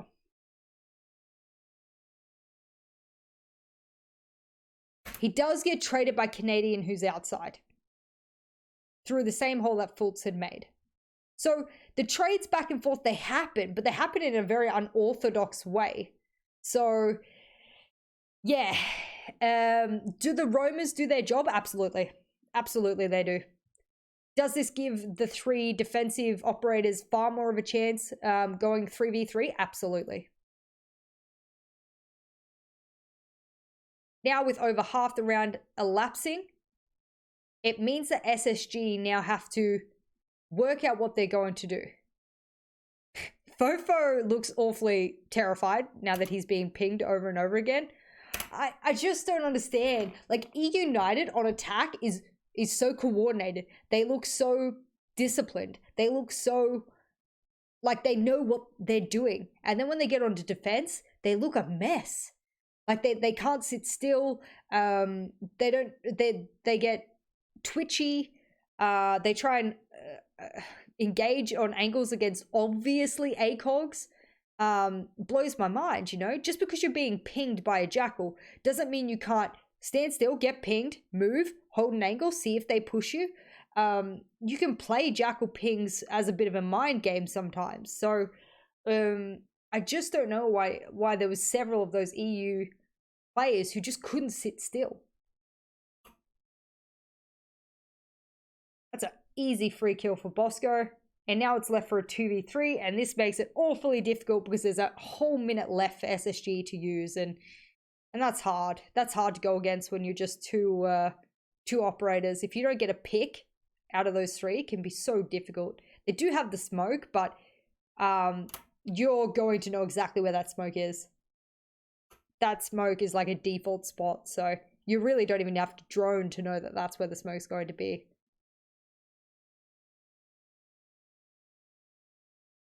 He does move though.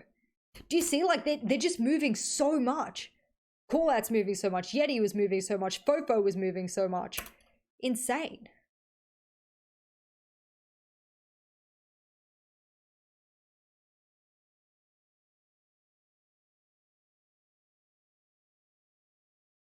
They know exactly where the smoke is, as expected, behind Cocktail.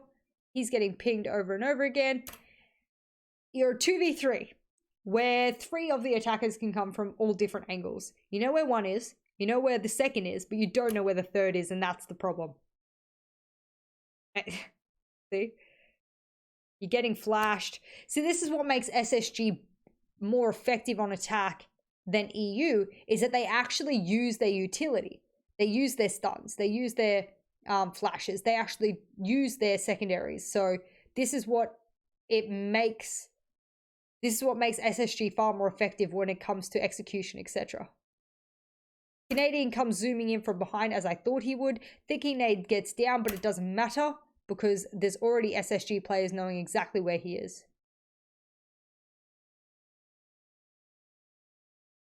Oh, imagine he had a shot through that wall.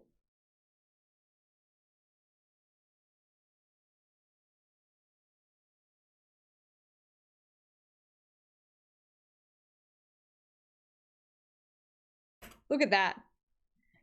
I always talk about triangulation. Especially post-plant triangulation is super important. Triangulation is when you and another player on your team hold a triangle formation on the person that you want to kill. The apex of the triangle being the person you want to kill, essentially, and you holding the 2 bottom parts of the triangle. And this causes, and obviously, you know, they teach us this in the military very, very importantly, is that this sort of radius or this diameter across there, a player cannot shoot both of you at the same time. He has to pick one angle to hold. So that's why these kind of crossfires like this are so strong. They're almost impenetrable.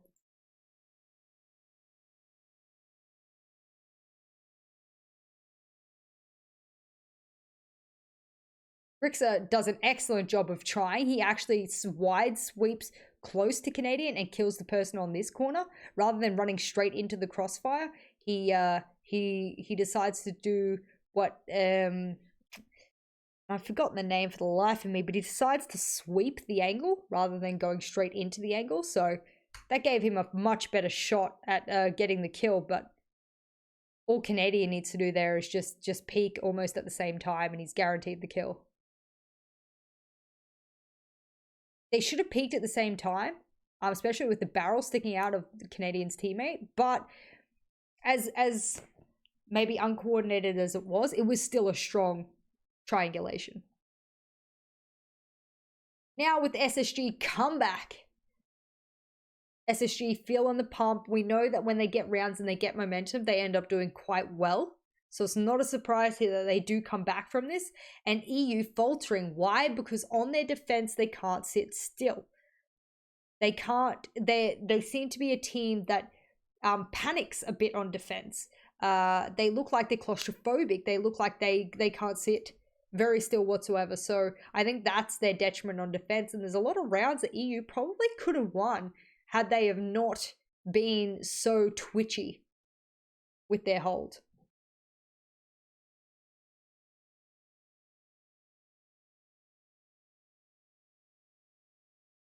This time they decide to go kitchen. They're going to run the alibi again. She was a pretty handy operator last time they ran kitchen, so not surprised with that as well.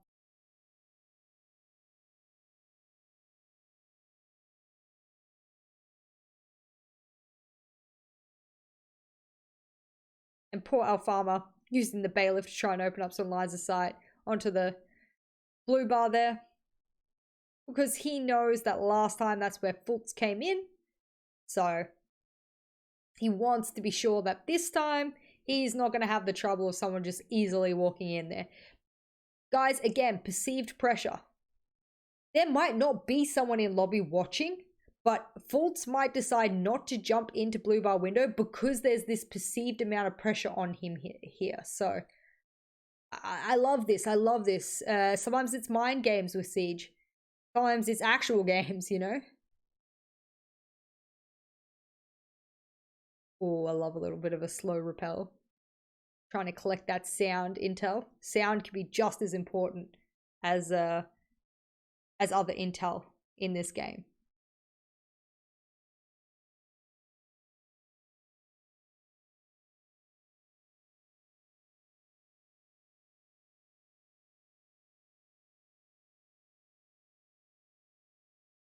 I'd be interested in knowing. I wonder if he just opened that window for what we spoke about before, perceived pressure, because a bunch of his other teammates are on the other side of the map, so surely he doesn't push that by himself. Ooh, how did Alpha die? I just can't see. Okay, that doesn't make a lot of sense to me. Why is Thinking Nade in taking engagements with all 3 air jabs when that's Fultz's job? Like, if you have, and we spoke about what made EU strong on attack was that they valued the life of Callout so heavily that they left him on the roof for half the round because they didn't want him to die because he had very important utility. I would argue air jabs are a pretty good deterrent for flanks and those types of things, and they can be extraordinarily helpful. And you've got other operators like Ash and Jackal who should, I argue very solidly, that they should be the front line of your roam clear. Instead, we're seeing a flex operator do the roam clear. Is it because Thinking Nade's feeling more switched on than the other players? I don't know. Was he just in the right place at the right time? Maybe. Why is Fultz still on the roof and he's not in with his teammates? I don't know. And these are questions I have about whether or not SSG were just having one of those days where communication wasn't as at its highest, coordination wasn't at its highest, and something just didn't feel glued together. Like the glue wasn't there for them at this particular time. So that's what worries me, is that you seeing operators like Nomad doing the clearing when that should so not be it.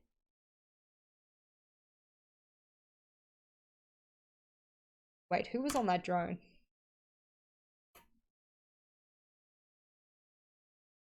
So Fultz is on the hatch. And he has a drone on Grixer.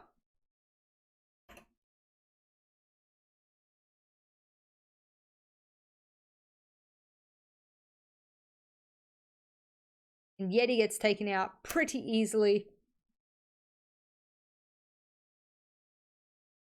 But Fofo gets Rampy.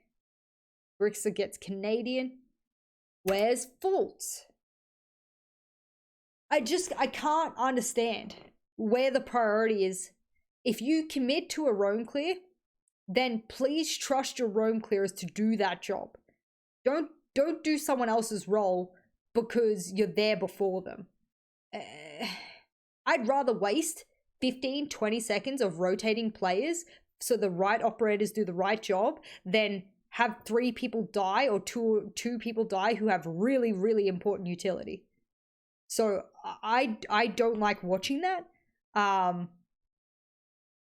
Super confusing to me why we're seeing the certain operators alive on the side of Space Station at this particular moment.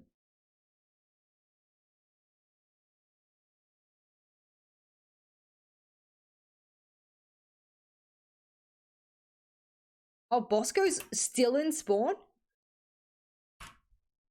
Wait, what? You're telling me the Jackal wasn't even inside scanning footsteps?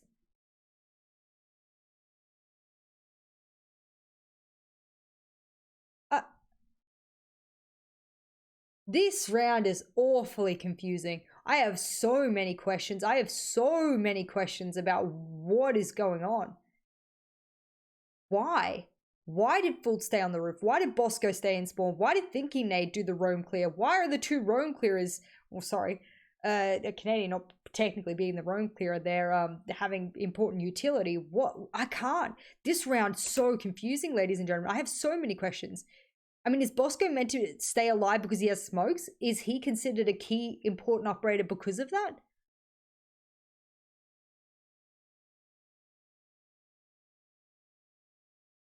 What? The diffuser's all the way upstairs, dropped as well. I'm so confused. And now they're going for 1s. Okay, Fofo shouldn't have run out there. Unnecessary. Bosco gets a free kill. This looks like team deathmatch this round. This round's awful. This round's actually awful. Confusing and awful.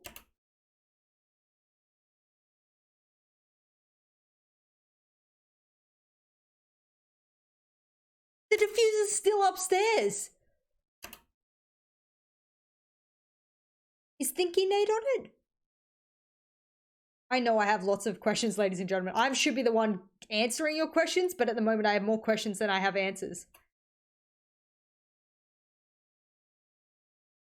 He has the diffuser now, yeah? Thinking Nate has the diffuser, yeah? Yeah? No? Yes?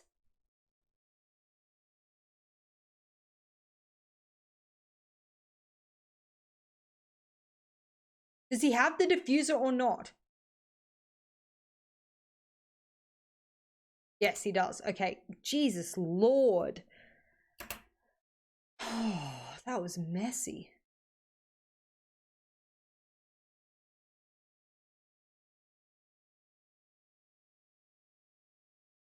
Jeez Louise.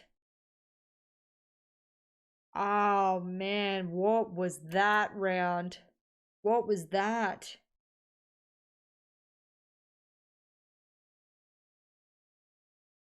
Someone in my chat just said SSG only won that round because Gogo was using impacts instead of a nitro.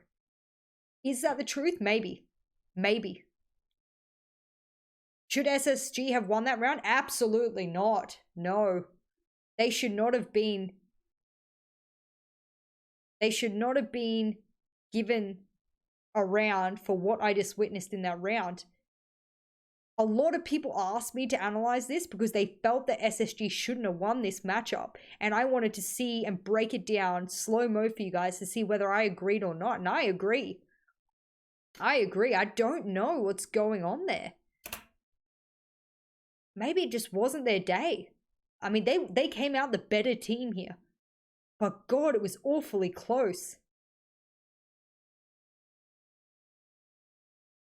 Oof, oof, ladies and gentlemen, I'm going to remember that round for a long time to come.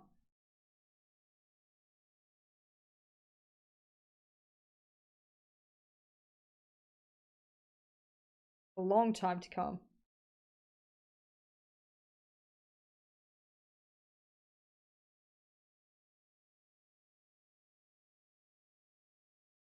I'm still reeling. I'm still reeling after that last round. I really don't know how to tell you why that would have happened. I can't imagine one way or the other why you would have a jackal all the way out and spawn droning, or why you'd have a nomad roam clearing and a ash on the roof the whole time. Yeah, I mean, so many questions. I cannot answer them for you. If you're watching this later on YouTube, I will probably have a think about this for a while and work that out, but I don't think there are clear answers to that one.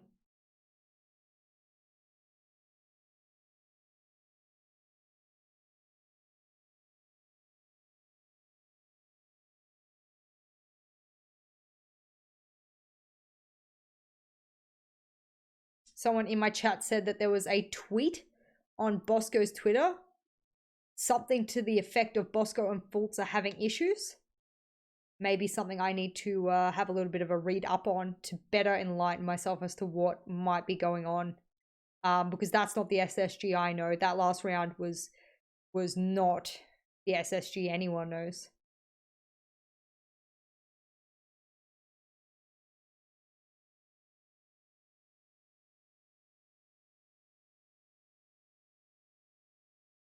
Drones coming through, Rampy zooming on in. Good to see.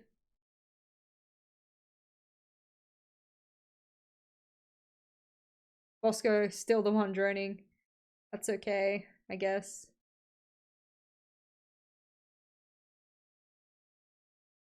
Top floor's been called clear, and they can move on in. Fultz is in this time.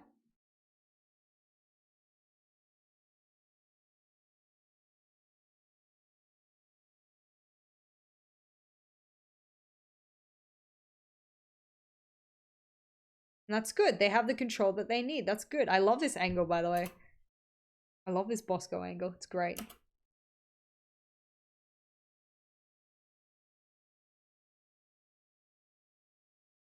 Okay, good. Thinking Nade's on the flank as he should be. So this round looks way better. They must have just had a huge miscommunication the previous round. That's what it is, ladies and gentlemen. It's got to be that. Because the way that they're doing this round is cool, calm, collected. Exactly as you would expect. Still unsure why you bring a Jackal and not use him to use his utility, but that's okay. You've got other fraggers there for you, so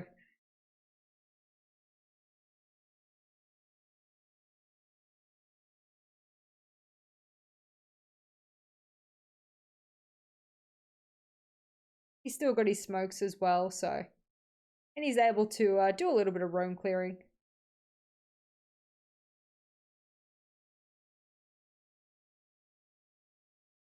Oh.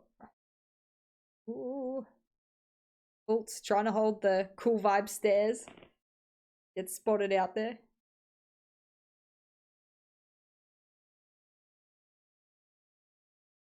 They've got 30 seconds left. Not a lot of vertical control, but Fultz is trying to help out with that. Smokes come out from the Jackal. This is what we wanted to see. They're now smoking the wrong spot. And Canadian gets his free plant down. That's great. That's great. That was a really good plant. Those smokes from Jackal. Okay, so I'm going to assume, ladies and gentlemen, that the reason that Bosco doesn't roam clear is that his smokes are considered an extraordinarily important part of their execute. As a result, he is tasked with droning and is meant to stay alive for the execute. That's going to be my analysis. I'm going to stick with that. Just based off how they were able to use the smokes to block the line of sight. So they smoked here, and they smoked across here, and they were able to smoke across here. The smoke across here wasn't perfect, but it couldn't cover it all, so it's okay. This blocks the line of sight from lobby onto the planter, and also blocks the line of sight from rotate onto the planter. So if that's their strategy, huge respect.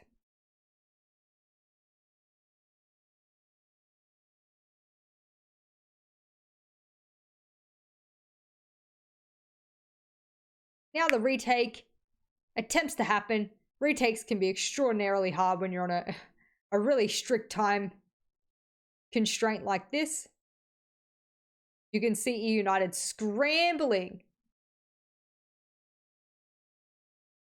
And thinking Nate all the way from lobby is going to use the feet holes that EU set up against them. And beautiful round there. Beautiful round. SSG deserved to win that round. That was a clear, methodical round from them. And they used their utility far more effectively than EU has used their utility on attacks. So this is why they're getting these rounds over EU. This is why this comeback happened, is because SSG are just far more fluent with their utility usage. And this might be why Bosco is kept until the execute.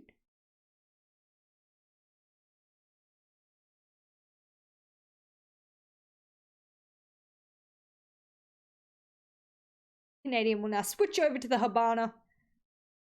Very much needed for hookah. A lot of people say you don't need heart breach at all. Please. If Habana is open on this damn map and you know they're going to go hookah, please run it. Why? Because if you can open even one section of quad wall, you have so much power. If you can open up the line of sight onto VIP, you have so much power. Just 2 X-Kairos can open up so many lines of sight for the attackers. So yes, she is extraordinarily valuable, really only on to one site, but that one site is a very popular site, so.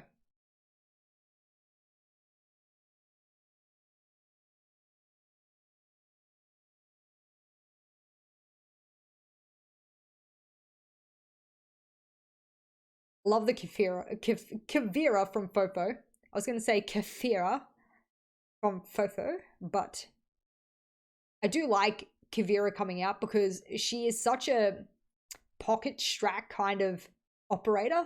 It's not something you would run like consistently. It wouldn't be part of your major setup, your predominant strategy, because she's just, in high levels of play, you can cut off a flank. You can, oh, it's a party on the DJ deck.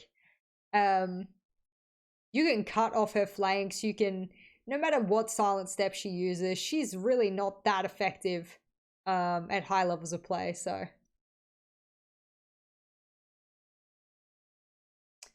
that third Excara that often goes unused will get used on the VIP wall, which will give the angle from double window all the way down onto theater walls. And that's huge. See that? Already spotted the Jaeger. He'll get away, but Thinking Nade will then cut him off, because I believe, where was he?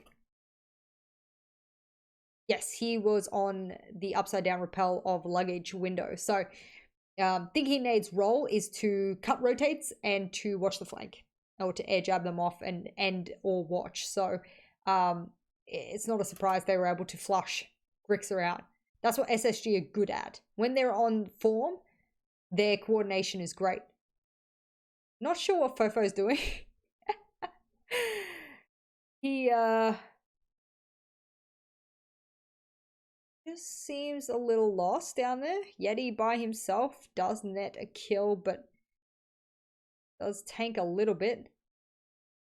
And then he meets up with Fofo. Yeah, that's a great idea. Having two of your roamers there together is really important.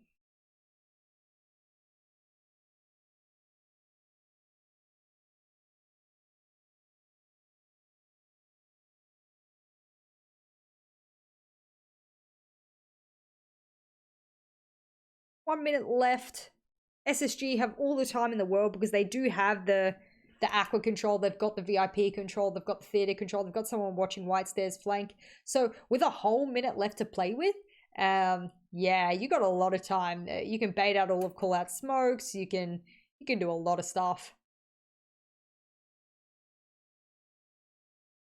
SS, there we go, thank you. I was like, is Canadian gonna open quad wall or what? So, see, this, again, I feel like I'm harping on about SSG are just better with utility. They really are. All of the Excaras have been used. Bosco, if he does survive, will get to use his smokes. Fultz tries to use all of his flashes. So does Thinking Nade. I don't know if Rampy's been effective with his grenades. I haven't seen a lot of it. Like, why? Like, I don't understand. This is one huge shout. Like, I'm pleading with EU is that when you're on defense and you're going up against ACOGs, please stop peeking them. Please. The attackers have to come to you. They must come to you. So why put your low ranged SMG with a friggin' holographic against a high powered rifle with an ACOG? I mean, don't put yourself in that position if you don't need to. If you're getting pinched, then you gotta gun. You gotta hope that you can gun. But he just wasn't. He knew the default line of sight was being held onto him. He could have stayed in the corner and smoked. Instead, he peeked. EU has a problem with sitting still on defense, and that's something they really need to work on. They could win so many more rounds.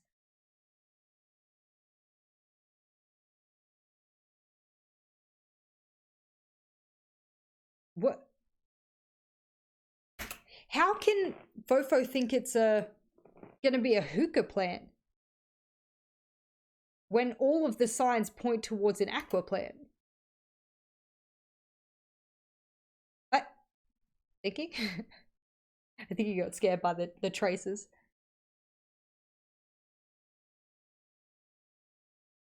No way. I was gonna say, no way someone stands out in that hallway and stays alive. Oh no. Oh no.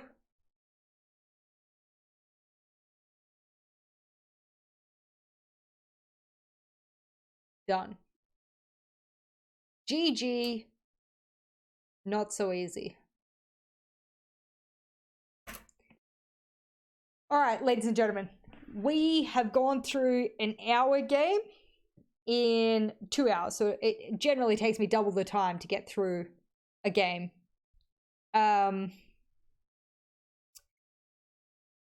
the number one reason I picked this game for this week was the consensus from a lot of the community that they felt SSG didn't really win, and that eUnited showed a lot of really good skills there. I'm going to put it like this. SSG was mediocre on many of the rounds. eUnited was extraordinarily mediocre on many of their defensive rounds. So it balanced out and gave SSG the win because they were mediocre over both halves. eUnited was only spectacular on one of their halves, and that's why we saw the SSG win. So it wasn't SSG's greatest showing. I'm using the word mediocre because I felt like there was some key issues there that wasn't really the SSG we were used to seeing. And as a result, that's why we saw some of those rounds going really wonky with a lot of questions throughout. So I am extraordinarily happy having watched eUnited's attack. I thought it was world-class droning and flank holds. The hot drones coming out from SSG were strong in a couple of the rounds. Some really, really world-class hot droning on a couple of the rounds, not all. So it was very inconsistent.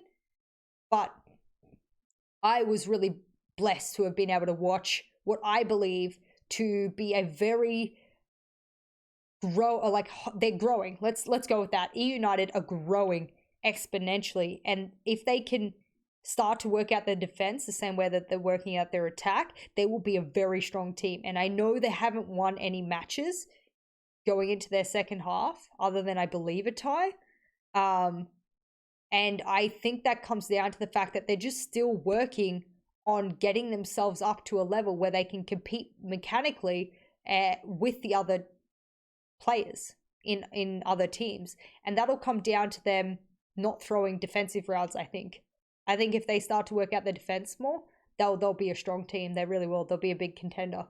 SSG showing some worrying signs. But they also showed rounds that is super reminiscent of the SSG that we know, world champions. So, yeah, maybe map.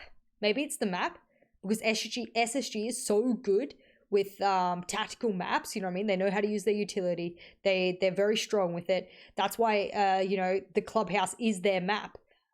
So maybe Coastline being a super frag heavy map, they struggled with that. I don't think so. I don't think that was the issue. That's not what I analyzed here today. But yeah, hopefully that gives you guys an insight as to what went down between EU and SSG on this particular play day on Coastline. Huge shout out to eUnited. Loved watching their attacks. Loved it. Really big fan of it.